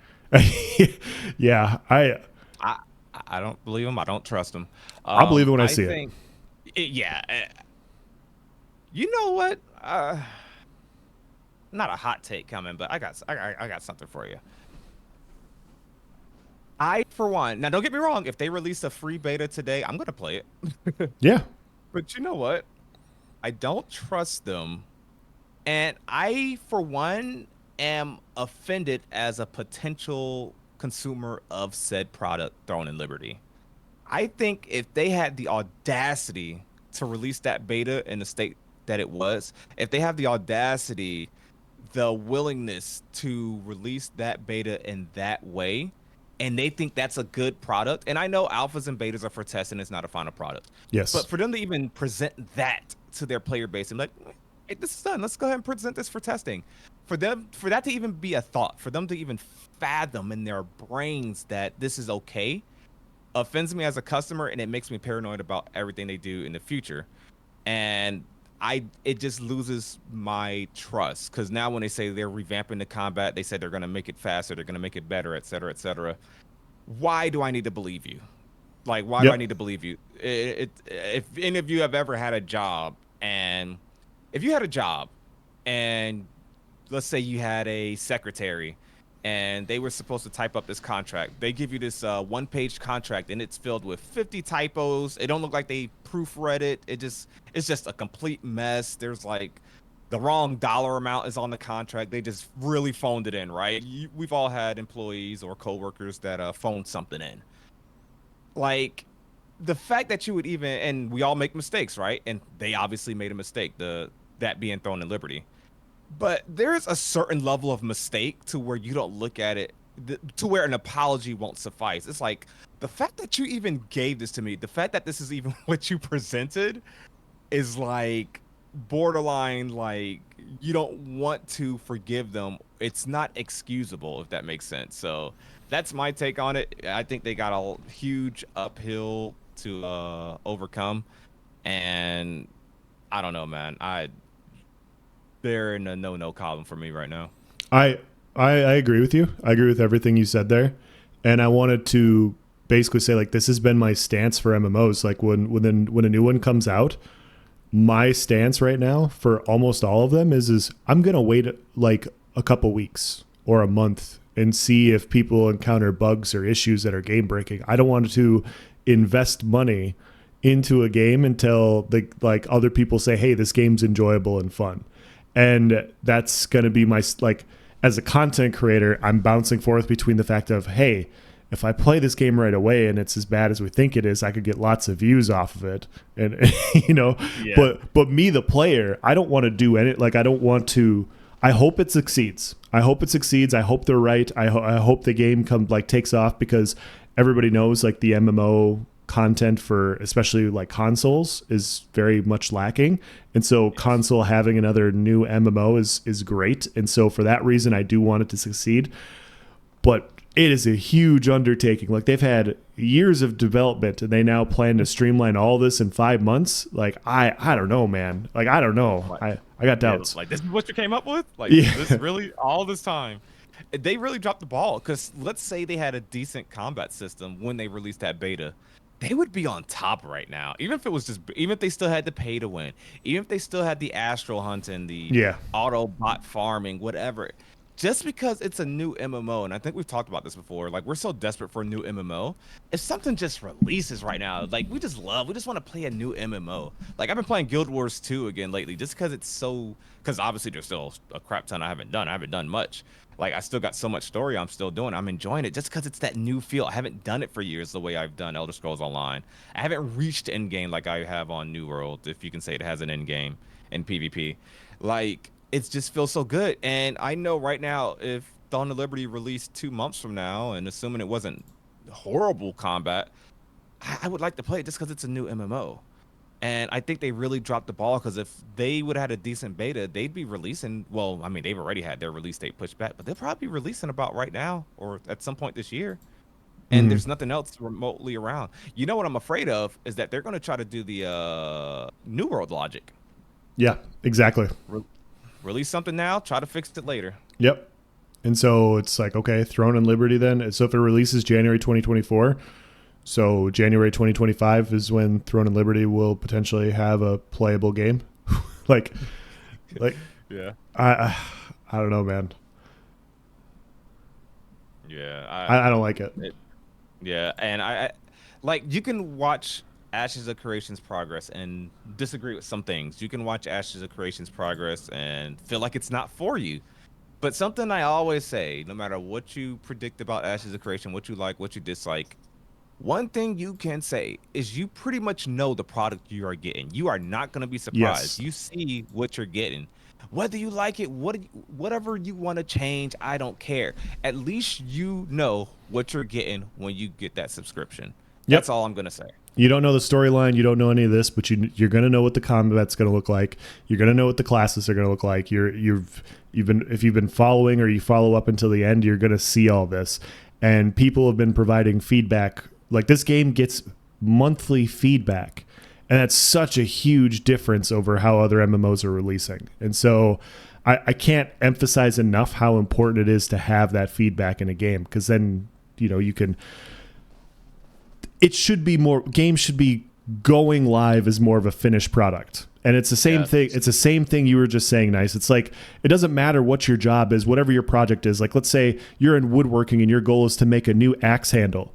Well, if you just kind of quick run the lathe over and sand it a little bit and you got sharp edges, it's not going to make a great handle. You got to take hours and time like honing everything and like sanding it down and getting rid of all the splinters and then finishing it with either a clear coat or whatever, however you want to finish it. Those details really do matter when you're creating a world, and it just seems like that entire philosophy is lacking in the MMO space sometimes. So Indeed. Let's take a quick intermission to sure. catch up with chat. Let's see. Halfway decent. Welcome on in, buddy. Oh, I thought Kinda that's what they were saying random. about our stream. I was like, thank you. His name is Halfway Decent Covers. You know what? He made that whole account to join our chat and troll us. Like, halfway decent takes. I'll take it. I'll Uh-oh. take it. What's this Blitz Necro says? Kind of random, but how many NPCs will be taking place in world events? They could potentially make massive amounts of NPC armies swarm cities. Curious what you guys think. So funny that you say that. So story arcs will yes spawn different NPCs. We've seen this with the recent cleric showcase. Hell, we saw it technically in the Tower Carfin story arc showcase, but they said in the cleric event that usually there is a bunch of bandits around that area, but the minotaurs in the area took over. Highly suggest you watch that showcase if you haven't. But the minotaurs took over, and so the quest that you did actually got rid of the minotaurs, if I remember correctly, and so zombies spawn in the area. There's so many story decisions that can be affected by things. You really help shape the world of Verra. Now, As far as like a random armies like spawning and swarming the city, I actually spoke on this earlier, but that is something that's going to happen. That's part of the dynamic world and the world responding to the player. Um, Easy example is you kill too many sheep in the area, so a dragon spawns. You know, like you over cut trees in the area, so a dragon spawns, and so you got to go fight it before it burns down your node. Mm. There's a lot of instances of these where things that you do in the world, like even like progressing a node to from tier 3 to tier 4, you're gonna get like these swarms of NPCs, whether they be zombies or whatever. They're gonna attack the cities, and you have to defend your node, or else you're gonna lose it. And there's gonna be a huge, especially depending on if I'm correct, it depends on what tier node that you're at. There's gonna be huge NPCs, some that you can actually control if it's not your node. That's obviously the thing is if it's not your node, you can actually take control over one of those big NPCs if you have a monster coin. That's a whole nother conversation though. But yeah, that's gonna be something that happens. You're not only gonna be defending your node against players, you are going to be defending your nodes against NPCs as well. So you definitely will get what you want there. How you doing, Sora? Anybody you wanna chat with else or respond to? No, somebody gave me an idea for our guild name, and it's inappropriate to say on stream. So I had a good laugh at it, but Nefty's here. He says, "Dang, I'm just now getting a notification an hour and a half later. YouTube wants to see me fail." How you yikes. doing? Welcome on in, buddy. All right, so do you want to now this next one? This is a pretty popular forum post, you guys. We got a really popular forum post. The title is called "A Fourth Player Combat Flagging Status," and this is gonna get pretty detailed, and I'll try to talk it through to the best of my knowledge. So will else, but it's pretty interesting, I think. So, a fourth player combat flagging status. This was posted by Dolium. All right, this is a long one, chat, so bear with me. And I'm reading without my glasses on, so definitely bear with me. Here we go. I was brainstorming, and from what I can tell, corrupted players will continue to gain corruption even when defending themselves against non-combatants who attack them due to non-combatants not becoming combatants when attacking corrupted players. So I'm gonna go ahead and pause right there. And I'm gonna try to go through this, but really listen while I'm talking, especially if you haven't read this forum post already, because it really goes over the corruption and flagging system, if you will. So I'm gonna do a horrible job butchering this, but you have corrupted players. Once you're corrupted, a non-combatant can't attack a corrupted player without flagging as a combatant. So you have that, and then you have regular combatants that can attack corrupted as well. It's I'll a get system. I'll get the corruption tree for you here so people can follow along with the tree. Just keep talking and I'll send it to you. Okay, perfect. So let's just go through the forum post. We'll look at the corruption tree so we make sure we get it right, because it's really important to understand to really delve into what this guy is suggesting here. And I like this suggestion. I read it earlier and I thought that was interesting. So let's get back into it. So I'm gonna start over because that first sentence is the most important part. I was brainstorming, and from what I can tell, corrupted players will continue to gain corruption even when defending themselves against non-combatants who attack them due to non-combatants not becoming combatants when they attack corrupted players. I see this as a bit extreme, especially if a corrupted player only killed one or two greens. At this point, you just snowball into oblivion just by defending yourself in this circumstance. Corruption is already a massive punishment in and of itself, with 4 times the death penalty and reduction in power. So what am I suggesting? Make a fourth player combat flagging status where a non-combatant who engages a corrupted doesn't give more corruption upon being killed, but also isn't flagged fully as a combatant, so someone else who isn't corrupted could still become corrupted from attacking them. Could call it vigilante status or something. Why? Because the only ones who should grant corruption are the ones who aren't fighting back against you. Hot take there. The other more simple solution is to make anyone attacking someone a combatant, regardless of if the player has corruption or not. But that opens up players to being taken out by a corrupted player's friends once they are flagged as a combatant, hence my suggestion. So, I need to highlight a part of this. Go ahead. So I sent you the corruption system, the picture, if you wanted to pull that up and we could quick go through exactly what he's talking about. Yes. And highlight that, and then we can...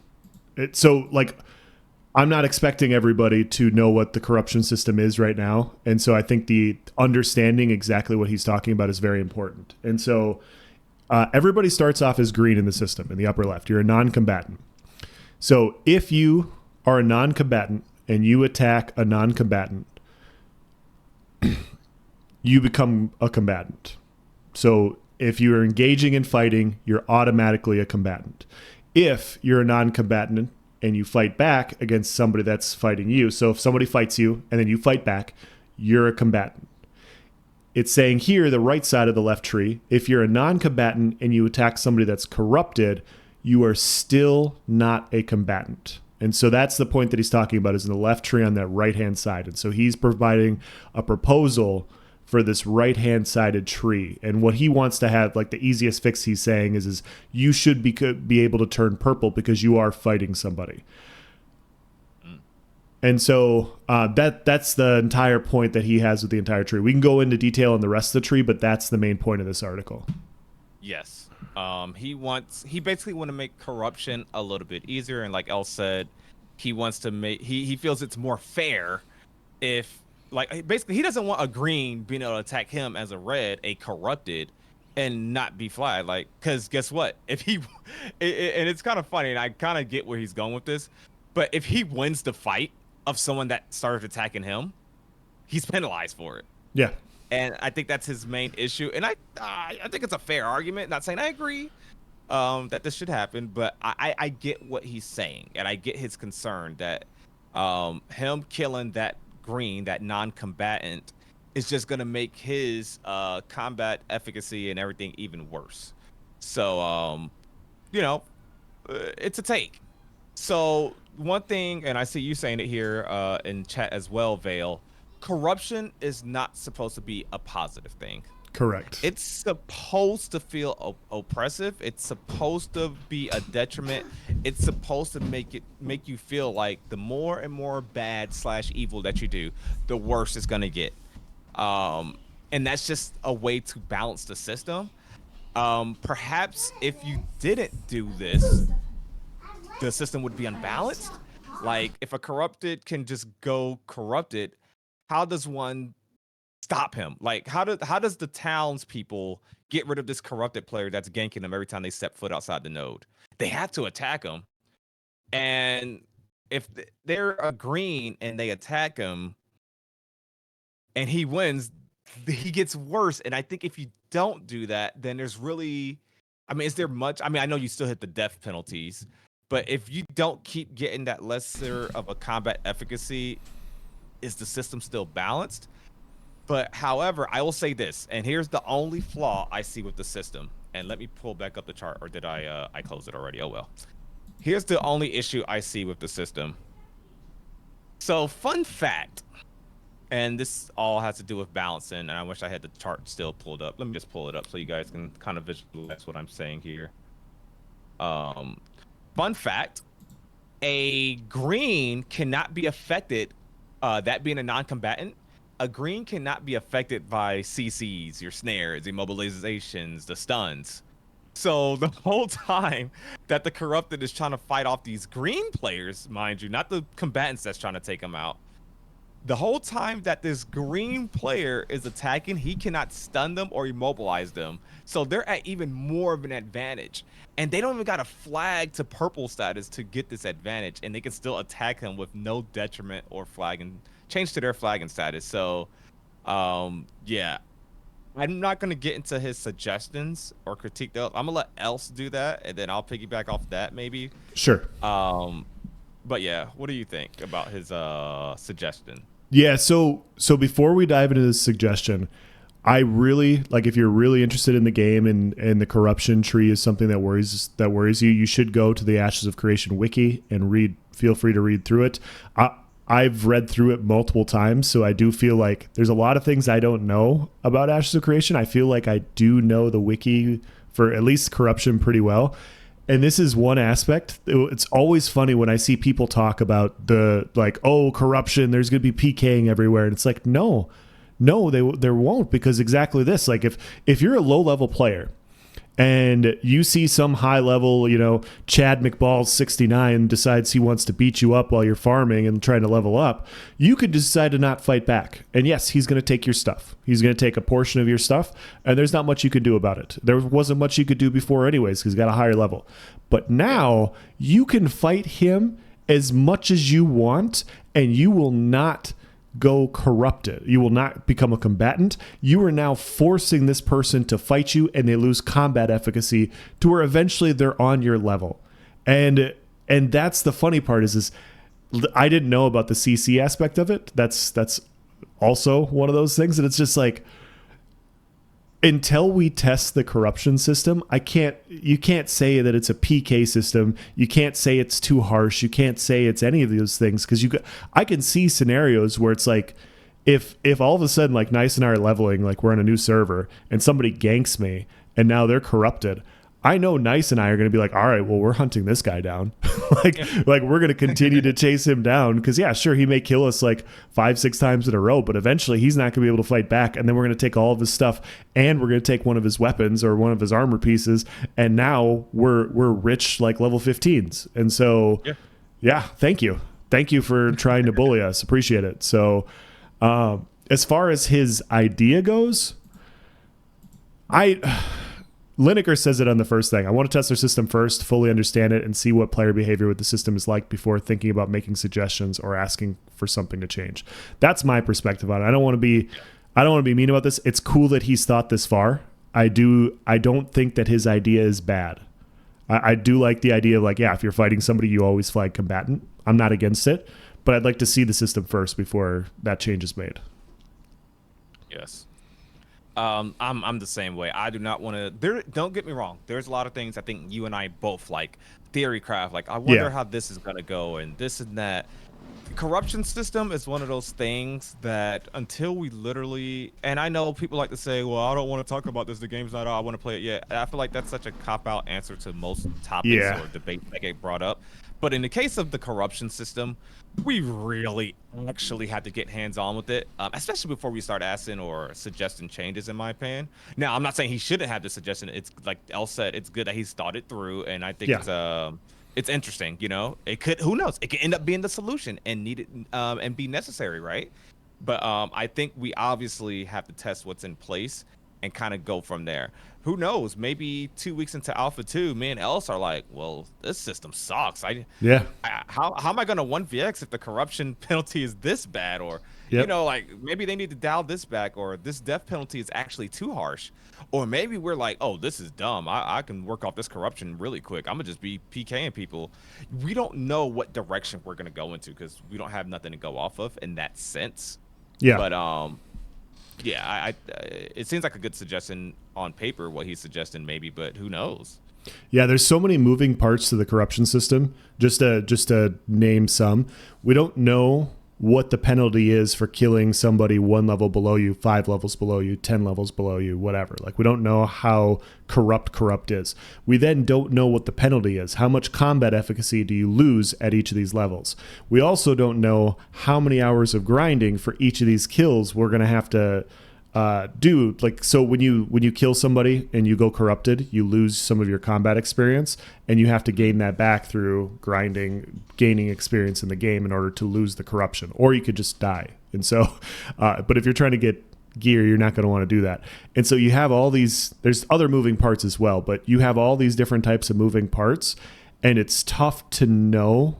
Like, the corruption system is so interesting for me to think about, and it's something I'm most excited to test, because it could be extremely harsh, it could be extremely forgiving, and it could be somewhere in between, and we just don't know yet. Yeah. So I want to do something here that I've seen you do. I know something that you like to do on your channel. Okay. I want to do I guess you'd call it not a hot take, but a hot prediction. Okay. So you know how everyone's like, you won't like this game. It's a PK central MMO. It's a PvP MMO. You're Yeah. not gonna like it. We need PvE servers. I have a theory that upon maybe launch, but maybe Alpha 2, I got a feeling that it's actually gonna be the PvPers that start complaining, saying that it's too aggressive of a detriment corruption is. Like they want it to be a negative. They don't want to be rewarded for going corrupted. But I got a feeling that instead of it being PvEers, like the majority of people being PvEers that say, "Oh, this game is too tough and I keep getting killed and blah blah blah, the corruption system needs to be fixed." I got a feeling that we're going to see the inverse of that. I got a feeling that there's going to be PvPers or wannabe gankers that want more freedom. They want less negatives and feel like they don't have the freedom to PK a player. Yes. I completely agree with you. I think that's how they're going to start. I think they're going to start with very strict corruption things, showing like, hey, this system tweaked this much is going to have no impact on the game. We're going to add more. And yeah, I agree with you. I think that's exactly how they're going to start. And I think that's how they should start, because Yes. I think it's better for people to at least give the game a shot before they, you know, dip their toes into full on PvP. So Yeah. Um, that's something so let me ask you this question. Surprise question just came to my head. uh oh, Um, would you like to see them? I mean, maybe just as is. I think right now it's like 4 times the normal death penalty. Would sure. you like to see them start at a 4 times death penalty or even a 6 times the normal death penalty and then slowly start tweaking it lower due to feedback? Or would you like to see them like start with minimal death penalty, like maybe say maybe 2 times death penalty is enough and start working up or whatever? I think wherever you start doesn't, as long as you have your fingers on the dial, like on the gauge of like making sure you're tweaking things to make sure that it's punishing. Whether it's 2x, 4x, you start at 6x. I don't think the start really matters, but you just have to be paying attention to what the community's saying. And yeah, I would just, I guess I would just start at 4x and go from there, and see see how people interact with it. And yeah, if it's too harsh, you're going to hear about it. I mean, we hear about Yeah. PvP stuff all the time at ESO and the forum. So I imagine Alpha 2 PvP corruption is going to be a hotly contested issue. So Yes. Um, Before I move on to this random tangent, Zillion, welcome to chat, buddy. Welcome to Zillion. Maybe we can get you on next week if you're free next Tuesday around this time. Well, 6:30. Well, what is it? 7:30 Eastern. yeah, 7:30 Eastern. We need to start getting some people from our list on, and who else to better to be the first guest, honestly. But yeah, Zillion, let me know. Maybe next week. Wait, when's the stream? No, that's like 2 weeks from now, right? Yeah, it's like 2 weeks from now. But anyways, what I was thinking about is how rampant the feedback is gonna get once we start actually testing. So you know how they're like kind of keeping their ears to Reddit, keeping their ears to Discord, the forums, Yeah. listen to feedback, and then they kind of address it sometimes during monthly streams. Like, can you imagine? And I know I kind of touched on this last episode, but can you imagine how active Steven's gonna be like once we're like literally like in game saying, "Oh, by the way, y'all, this whole area is bugged," or "I keep falling through the map over here." Like, Yeah. I think Intrepid and Steve is their phones are just gonna be blowing up. Like, they're just gonna be constantly there. Like how right now, whenever like Steven or somebody pops their head into Discord or whatever, it's like a big thing. We're like, "Oh snap!" And then everybody just bombards them with questions or whatnot. I think we're gonna see that happen more often. Honestly, that's my. I don't even think that's a theory. I guess it's more so common sense, but um, it's gonna be interesting to like report bugs, report issues or suggestions, and maybe see a quicker feedback on it. I guess. Yeah. Yeah, I Um, think they're going to be very quick and responsive. Everything that we've seen so far leads me to believe that they're just going to, it's easier to see somebody continue to be who they are than to do a 180 and be something that they're not. And they've always been responsive. They've always been listening to feedback. So I think the Alpha 2 experience is going to be a good time. Somebody said something. Oh, Vale said there's enough PvP opportunities that don't involve corruption. I like that, and I think people need to realize that. I think that's something that we got to constantly remind people, especially the ones that thinks PvPers are just fiending for PvP. So they're gonna be PKing people. Like, no, there's gonna be so much stuff to keep us occupied as PvPers or PvP mains, whatever you want to call it, PvX, whatever. I think I think the caravan system alone, like especially depending on how frequent caravans are, dude, I mean, I know the open sea is probably eventually where I'm gonna land. Like for my end games, is just be a full-on pirate. But dude, like the caravan system and node sieges and stuff like that. I'm sorry, I refuse. By the way, I refuse to miss my first node siege. The first node siege on my server, that is. Like if I don't care if it happens if the server, because I think they gotta occur in server prime time. If I'm at work during that time, I'm sorry. I'm taking off work. I'm leaving. Wife's giving birth to another kid. Sorry. First no siege, babe. Gotta be there. Like, it's a big deal. It's a big deal, chat. Grim's Forge game. Is there a date yet? Yes, Alpha 2 next week. Where have you been? Alpha 2 next week. No, I'm playing. There's no date. What we do have is rampant speculation. Yes. Which is even better when you think about it. So yeah, isn't the thought of Ashes of Creation better than Ashes of Creation? Yes. Do you really want a release date? When Alpha 2 launches, I'll become a single man, no wife, no kids, no child. Facts. I don't know about y'all, but I already gave my wife the heads up. Like there's no way. Like I did the same I'm sorry thing. when this comes out, I am no lifing. I might get like 4 hours of sleep, maybe, but something I'm afraid of is that I'm not gonna have enough time to like make content when Alpha 2 comes out. I'm gonna be streaming, but I don't think I'm gonna have enough time to upload videos. I'm gonna be recording videos midstream, uploading them midstream. Thumbnail, I'm sorry, I don't got time for that. Here you guys go. Here's all the tank skills. Boom, send it. But yeah, missing work. I heard some people in a serious manner, by the way, not a joke. Some people in Discord said they're taking a month off. Like, that is insane. I can Sinking see ships it. all day, every day. I joked with my wife. I was like, "Hey, do you want to take vacation time for that?" And I'll just like go head deep and into like we've had that discussion too, and it's kind of funny. So everybody's very, very excited about it. Yeah, it's like I just can't miss like Alpha 2 launch is gonna be a big deal, y'all. You know what? I'm probably not gonna be in that obviously because of my pack. I'm probably not gonna be in the what do you call them? The NDA testing. But I'm gonna be so jealous because I think we're all gonna know when it's happening. Like, they can't talk about it, but I think we're all gonna know. Like, there's gonna be like something leaked there. Not details are probably not gonna leak because of the NDA maybe, but I think when we know that it's likely going on, or we know that it's taking place behind the scenes, we're gonna be like sitting there like, I wonder what they're doing right now. A week of vacation. Oh yeah, man. Week minimal.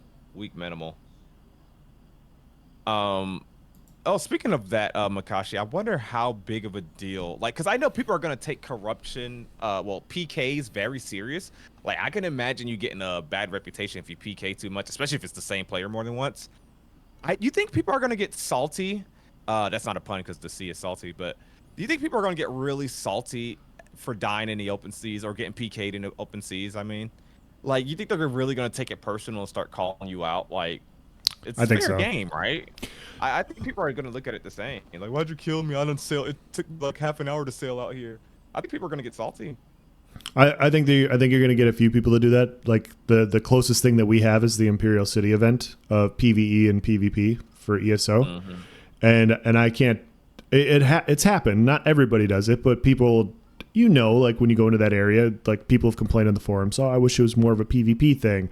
And I've seen people even complain more recently. Oh, I forget who it was that posted it, but they were like, hey man, I'm down here questing and you killed me. Like, what's going on? He's like, I'm just PvPing, man. Like, I'm just here to fight. I don't know what you're trying to do. So, yeah, I think it's gonna happen, and I think people are just gonna have to friggin' deal with it. So, just the way it is.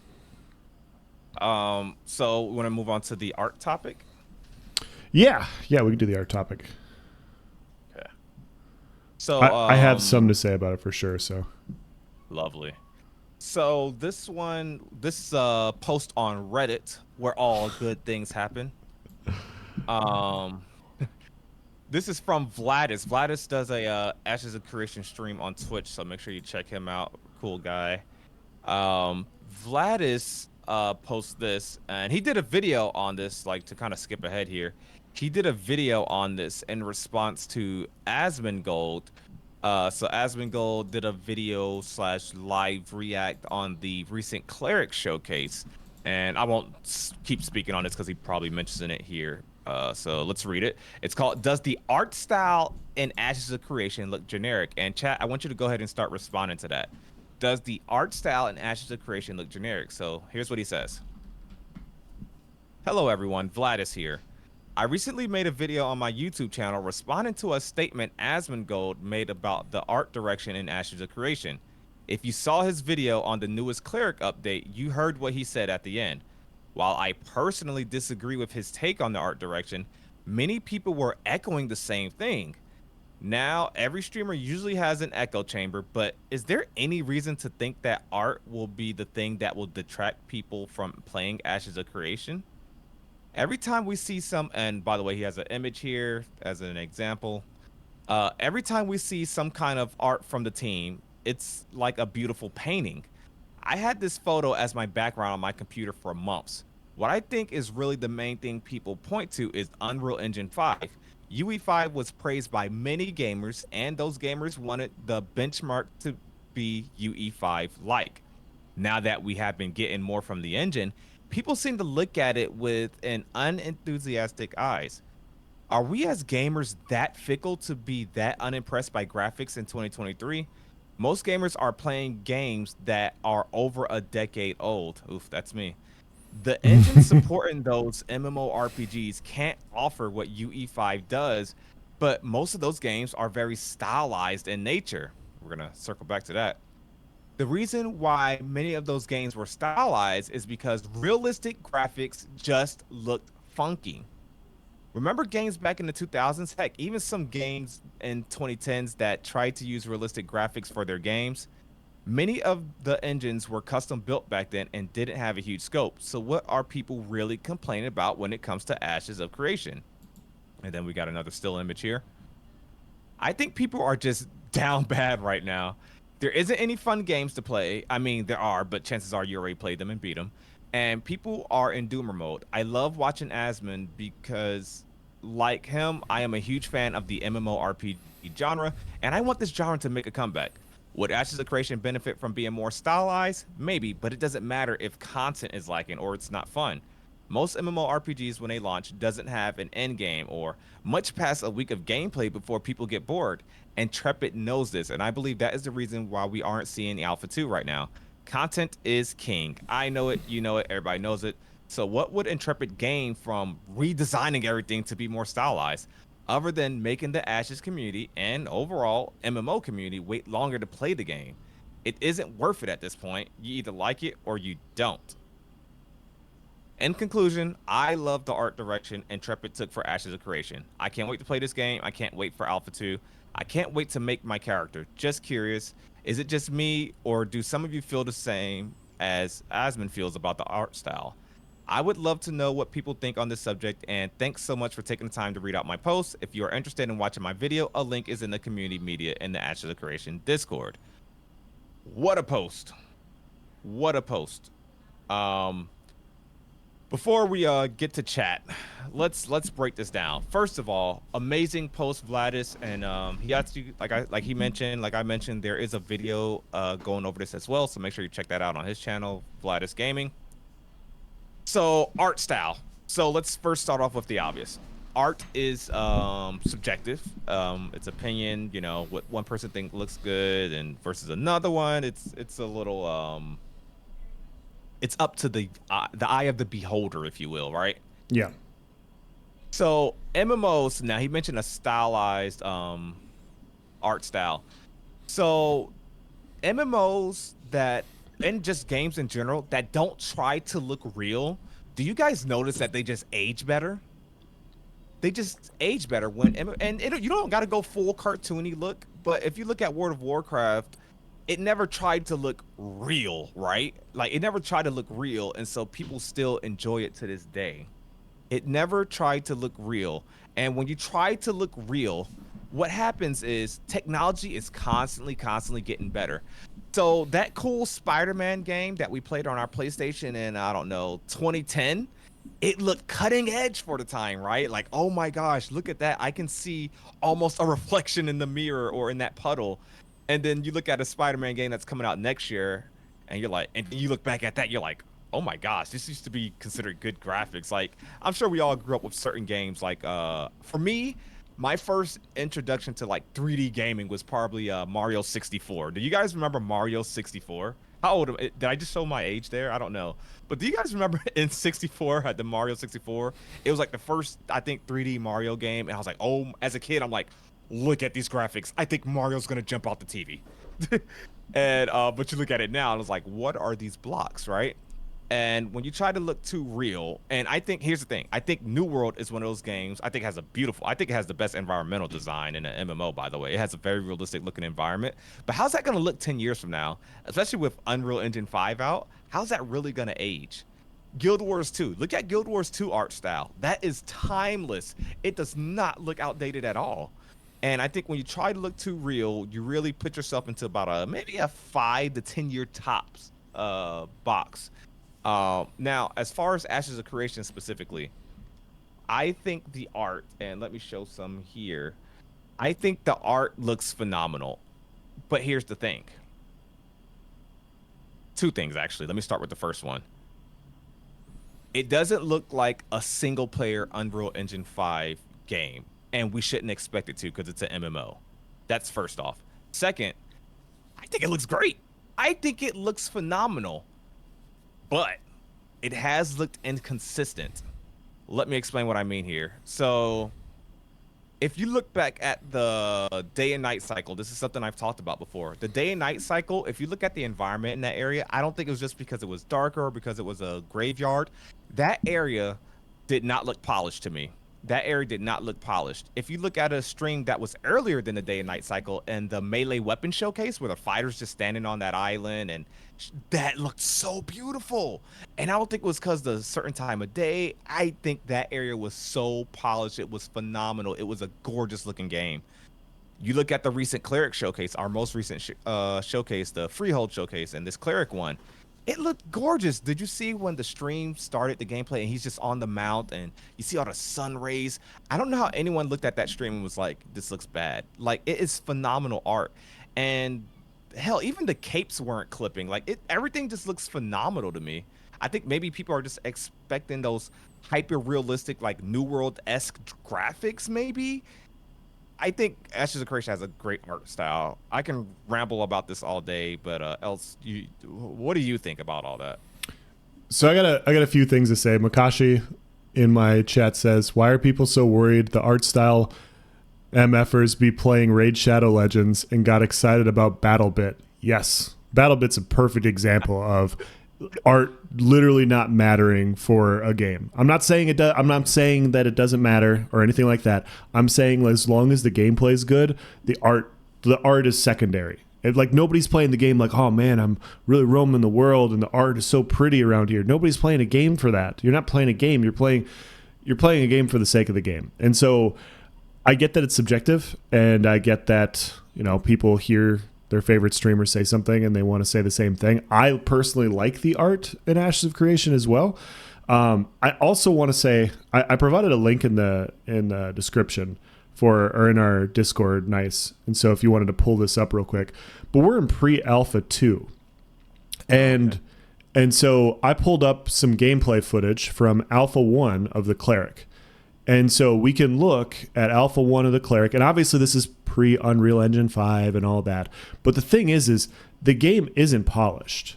Like, And this is Mead X. I can provide a link in the description if you guys want to check that out. Like he's got a 1v3 here on a cleric or on a mage, sorry. And so, long story short, this is not polished at all, but it's still Ashes of Creation in Alpha 1. And so we still have to go through Alpha 2, we still have to go through Beta 1 and Beta 2, and then we have the live game. And so what I'm trying to say is a lot of things are going to be tweaked and adjusted from now until then. And I don't think things are going to be finalized. And so the fact that this game looks so good for pre-Alpha 2 to me is impressive.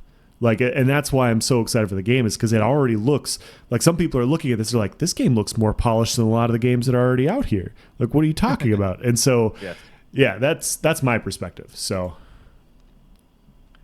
yeah, even like you said, that was a great footage to pull up. Like even back then, it at least looked comparable to games that we're playing right now.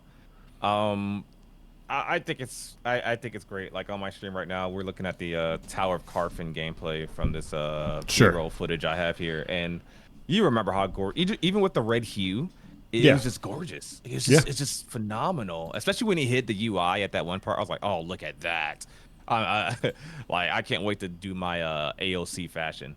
But I'm interested in what comments we get in regards to this. I haven't directly spoken to anyone that hated Ashes of Creation's art style, but dude, I've had a lot of comments in my comment section about saying this game looks like it's from a PlayStation.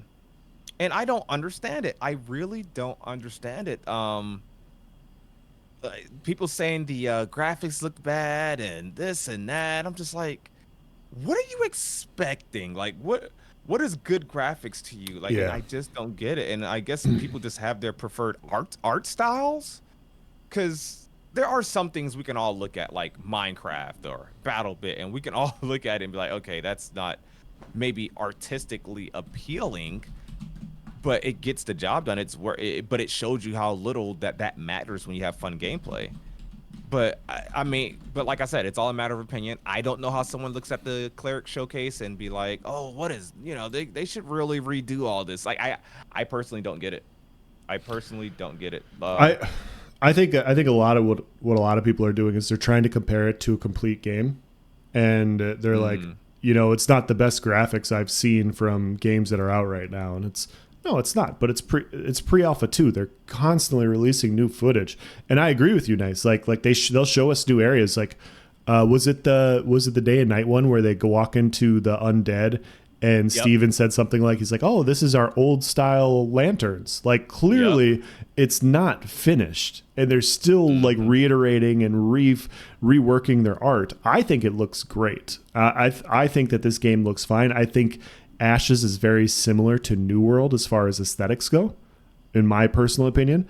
I actually like the outfits that they've shown in Ashes more than New World's, and I know people are gonna get mad at me for me saying that. Maybe the two people that are playing New World, but that's my personal opinion. But yeah, I don't think it's outdated at all. And even if it was, I don't think it matters. I think BattleBit proved it. I think Fortnite's proved it. I think lots of games with not great graphics, you don't have to have great graphics for it to be fun. It's like item number 7 on things that are important to me for a video game. MMO players just want something that fits them. They don't care about it. Hello, Palia. Hello. Do I need to say more? Exactly. It caters to that audience. It didn't need the high-tech Unreal Engine 5. You can see every raindrop falling. Like it didn't need all that. That's not what's important to the gamers. They want something presentable. Don't get me wrong, but they don't need all that high-tech stuff. Let's take the chat before I get into the cosmetic comments. Let me see. Grimford said, do you need to travel to your corpse to gather your loot/gear after death? Yes. I talked about that in my Elden Ring of MMOs video, like how they're similar in that sense. Like, on Elden Ring, you had to go back and collect your runes. But I'm pretty sure you have to, yeah. As Sora says, as long as it does not have New World's cosmetics, I'm happy. Yeah, you see, New World is just now getting its transmogs, which is crazy. But maybe now, but New World, regardless, it still has horrible cosmetics. I think now that you can mix and match some things, people look more presentable. Though, to be fair, you don't have to buy anything out the cash shop to look presentable like we did Yeah. before. Um, Grimsford says people play Minecraft. More importantly, does it work? Facts. Nepti says, I think Ash's armor is generic and a bit boring, but the world and character art seem pretty unique. The systems make games for me anyway. I feel that. I feel that. I think Ash's looks phenomenal. I have no complaints about the cosmetics. They look amazing to me. There's some cosmetic packs that I think I already missed out on that I regret. Like there is some stuff, the kind of stuff you see me put in thumbnails maybe, but I'm just like, oh, sell that account that you have access to that on. Like I need that. I do not buy cosmetics, but when I saw that Ranger cape, I'll admit I bought it. I bought it. Dude, I have no shame. I've only bought one cosmetic, and so have you, and we bought the same one. How is that possible? That is funny. I saw it. I was like, that one's sick. I gotta get it. Yeah. Because when I saw it, I was paranoid. Like, what if there aren't many cloaks in the game? You know, Yeah. like, what if this is my one opportunity to get a cloak? And I was like, I can't risk that. I can't risk that being a thing. So yeah, that's why I got it. Mario 64, let's go. Banjo Kazooie. Yeah, I think it's Wow. a nothing burger for people to try and sound like they know more about the gaming space. Like that, I think that's the majority of it, and I think some people just believe that the graphics aren't great, which is fine. Like it's subjective. So yeah, WoW has the best armor sets. Okay. Yeah, good observation. That's what I was trying to get at earlier. Is that people are comparing it to good comment, Panda. People are comparing it to single player games like Chrono Odyssey. Yeah, like UE5 in a single player versus MMO is very different. People got to understand that. Like, it's a lot more to render, a lot less to render for a single player game. So yeah. How you doing, Gabriel? Welcome on in, buddy. New World has the worst cosmetics to me. Well, it had the worst character creation, but I mean, there was cool, like, especially eventually, New World got good cosmetics. It's just not took a having while. Transmog killed it, and yeah, like Elsa, it took a while to get there. Like, their new stuff they're introducing, but man, it was some stuff like I never called for someone's job. I don't care how bad the MMO was or what. I never said, you know what, fire them. Dude, I was looking at the cosmetics for New World. I was like, I'm sorry, y'all need to get somebody new. He needs to go to a different department. Who approved this? Like, why is this the thing you guys are going for? So, funny story. Before I got into New World, there was a guy that played it, and he would post pictures of his character. Him posting pictures of his character made me not want to play the game, not to give it a chance, because I thought that's what it would look like. I saw the muskets, and then his character always looked like a pilgrim. So I'm like, what the hell is this? A Thanksgiving MMO? Like, he looked like a cowboy, like a cowboy pirate. I'm like, oh my gosh, all these aesthetics. They look like old world peasants and pilgrims. I'm like, ugh. And then I realized that, oh, that was just your choice. There actually is some stuff. I mean, most stuff you had to buy, but there's some presentable looking things. I was like, oh, I don't have to look like that. Let me give this a chance. for sure. Graphics and art style are not the same thing. Oh, that's a very important thing. I like that. Graphics and art style are not the same thing. Yeah. Yeah. Definitely. That's true. Let's see. We're 2 hours and 20 minutes in on my end. What else we got else? So we can stop here if you want and just talk to chat. Things that we were potentially talking about as you found that what node type are you most interested in seeing? And yeah, whatever YouTube stuff if you potentially wanted to cover that also. So Nice. So I had a question for else and for you guys in chat, so you guys answer this. What node type are you most interested in seeing? Like, what are you interested in seeing? And if that's too short of an answer, what are you guys, and actually this is actually what I did as a forum post today. What are you expecting from the node showcase? Like, what will make it classify as a win for you? Wow. Okay. So I'm most excited for the military node for clear reasons. Anything related to combat, I'm interested in seeing. I'm interested to see how these things level, like the progression system and how you can create these sorts of things. What will be a win for me as far as nodes go? If I could hear like a finalized number as to like how big, it's not going to happen, but like node war size and scope, I think is important to talk about. And then just going into the details and the bonuses that they have so far for the node systems. Like if they can provide like, hey, you would want to choose this for this reason. You would want to choose this for this reason. You'd want to, as long as they lay that out in a good way and kind of show like how these things will progress, I think it counts as a win. So yeah, I'm not too picky, I guess. Nice. Yeah, so we discussed this on a previous episode, but I think we all know that this is the big thing. It's one of the things that makes Ashes of Creation, I'd say, unique, the node system that is. And like I said before, I'm actually glad that it got pushed back because that lets me that raises my expectations and it makes me confident that we're gonna get something good.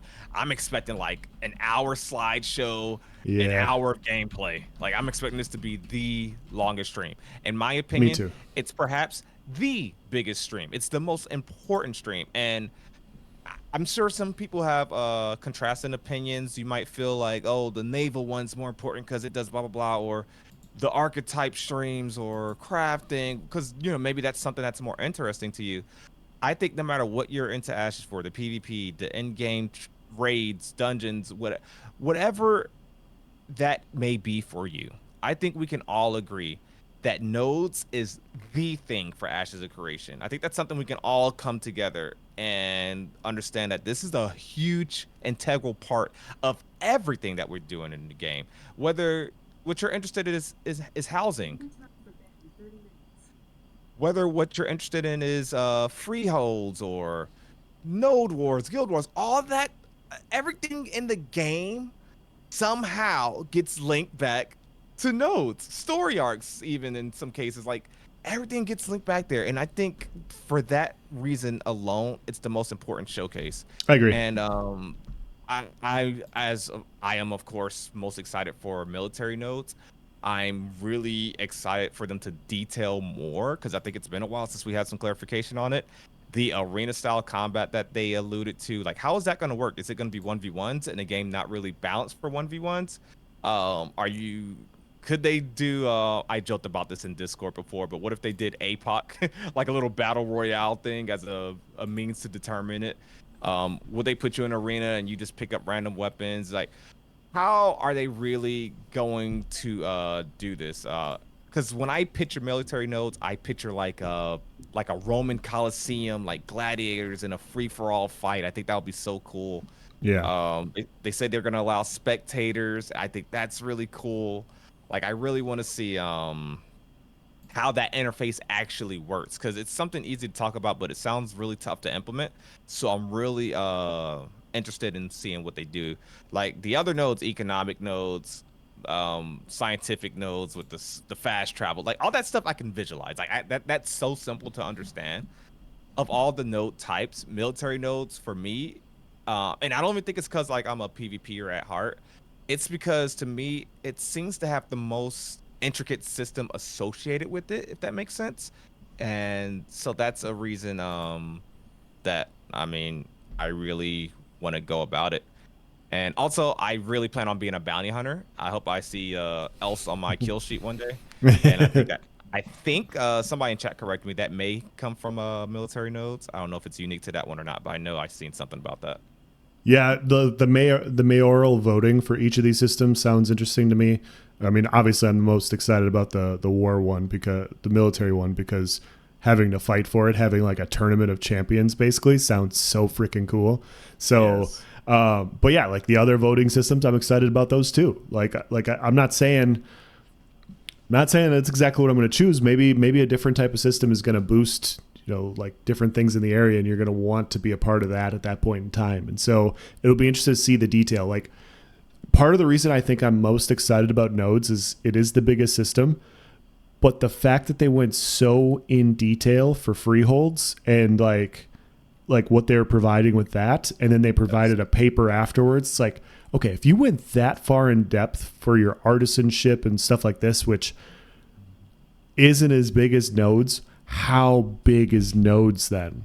Like, like that's what keeps coming back. Like I keep thinking about. Dude, if Steven wasn't satisfied with the node presentation that they would have had ready last month before it was changed to the cleric showcase, like, could you imagine? I don't think we're even prepared for the scope or the what they're gonna unveil, especially if, like you said, they do those really detailed slides, how we got for the freeholds, like if there's a whole 3 slides going over economic node, another one going over divine, another one going over military, Yeah, especially if we get visual things. Now obviously it's a work in progress. Some things may not be ready. They may not either A, have the military node, how that's going to exactly work, figured out yet to show in live time, um or they may can only show one node type, which I assume is the case, right? So if we get shown economic node in the stream, that's going to be satisfying to me. I just want to see nodes. I'm also curious about what stage node that we're going to see. Are we going to see a? I'm sure they're going to go to at least stage 3. I would think. I don't know if we'd see a metropolis, but regardless, I'm excited for nodes. I hope you guys are too. So, let's see. What did people in chat say? Yes, yes. Panda said he wants to see the military personally as well. He says it's such a cool Spartan style leadership, strongest and most skilled being the leader. Yes. Whatever nodes they put on the ocean, if they do that. I'm curious about religious node. I heard that religion and deity are important for the progression of the character. Would like to look into that. I like that. I like that. I want I want distinct differences, the science node to feel like everything's about technology and advance. And yes, agreed. I wonder how different they're gonna do each node. So we know each node is gonna have a unique building. I actually have it pulled up here. Divine nodes are temples. Uh, Economic node says markets, exchange, galleria, emporium. Military nodes is barracks.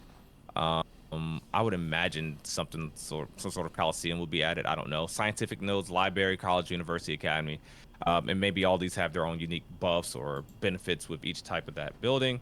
But yeah, I hope you can walk around and be like, wow, look, like my node has like a gravel road, and it's like really bare bones, like bottom not bottom tier, but like really medieval looking. What if I go to a scientific node and there's a freaking escalator, rather than steps? You don't know how far they're gonna go, but yeah, I get that. I do want it to feel. And then remember, the dominant race, I think it was, also affects the aesthetics of that node. So maybe a Vex scientific node can have a different vibe to a Valoon scientific node or a Tolnar one. So yeah, I'm excited to see those differences as well. But I think we'll go ahead and call it there. Thank you guys so much for being here. Let's stick around, take any questions, any last minute topics that you guys want to discuss. yeah. Um, really appreciate you guys being here in chat, providing even more talking points, discussions. Solverin says Tolnar #1. Makashi says Nevi, I can't wait for the naval nodes if we're getting them. Yeah, I'm interested to see how naval ships along like node coastlines will be able to interact with each other. I'm very interested in seeing like where all these will be and how they'll be built and yeah, combat I don't. interactions. I bet we won't see it until post Alpha 2, but I was curious about docks and naval stuff as well. But since just because they said naval combat's not ready, I guess that doesn't mean like ships aren't ready, huh? Maybe we will see it before Alpha 2. I don't know. Yeah, maybe. Um, I don't know. I don't know why this made so much sense to me, but Neptune said in the scientific node we all ride segways, and that's literally what I picture a scientific node as. I don't know why. Movement speed, like you see the buffs on scientific node says movement speed inside scientific nodes have a 10% increase, and so you think your character's just gonna walk faster, and then you get inside the node, he just automatically spawns a Segway. You're like, oh, that makes sense. Oh man. But that was a good one. We will see you guys the same time next week. Thank you so much for being here. Thank you for liking the stream. Thank you. Is there no one else? We will see you guys again next Tuesday. Make sure you check out Is There No One Else on Twitch. And of course, he'll be tagged in the title. Truly appreciate you guys. He said, oh, Jeff also on the way out. Jeff says, I accidentally ruined your post on what do you want to see for nodes. Some guys arguing with me. Oh boy, I can't wait to go look at that. That's all You we can't got, ruin though. anything. We can skip past the comments. It's fine. So sometimes it happens. But I'll see bet. All right, thank you guys so much. Peace. See you guys. Take care.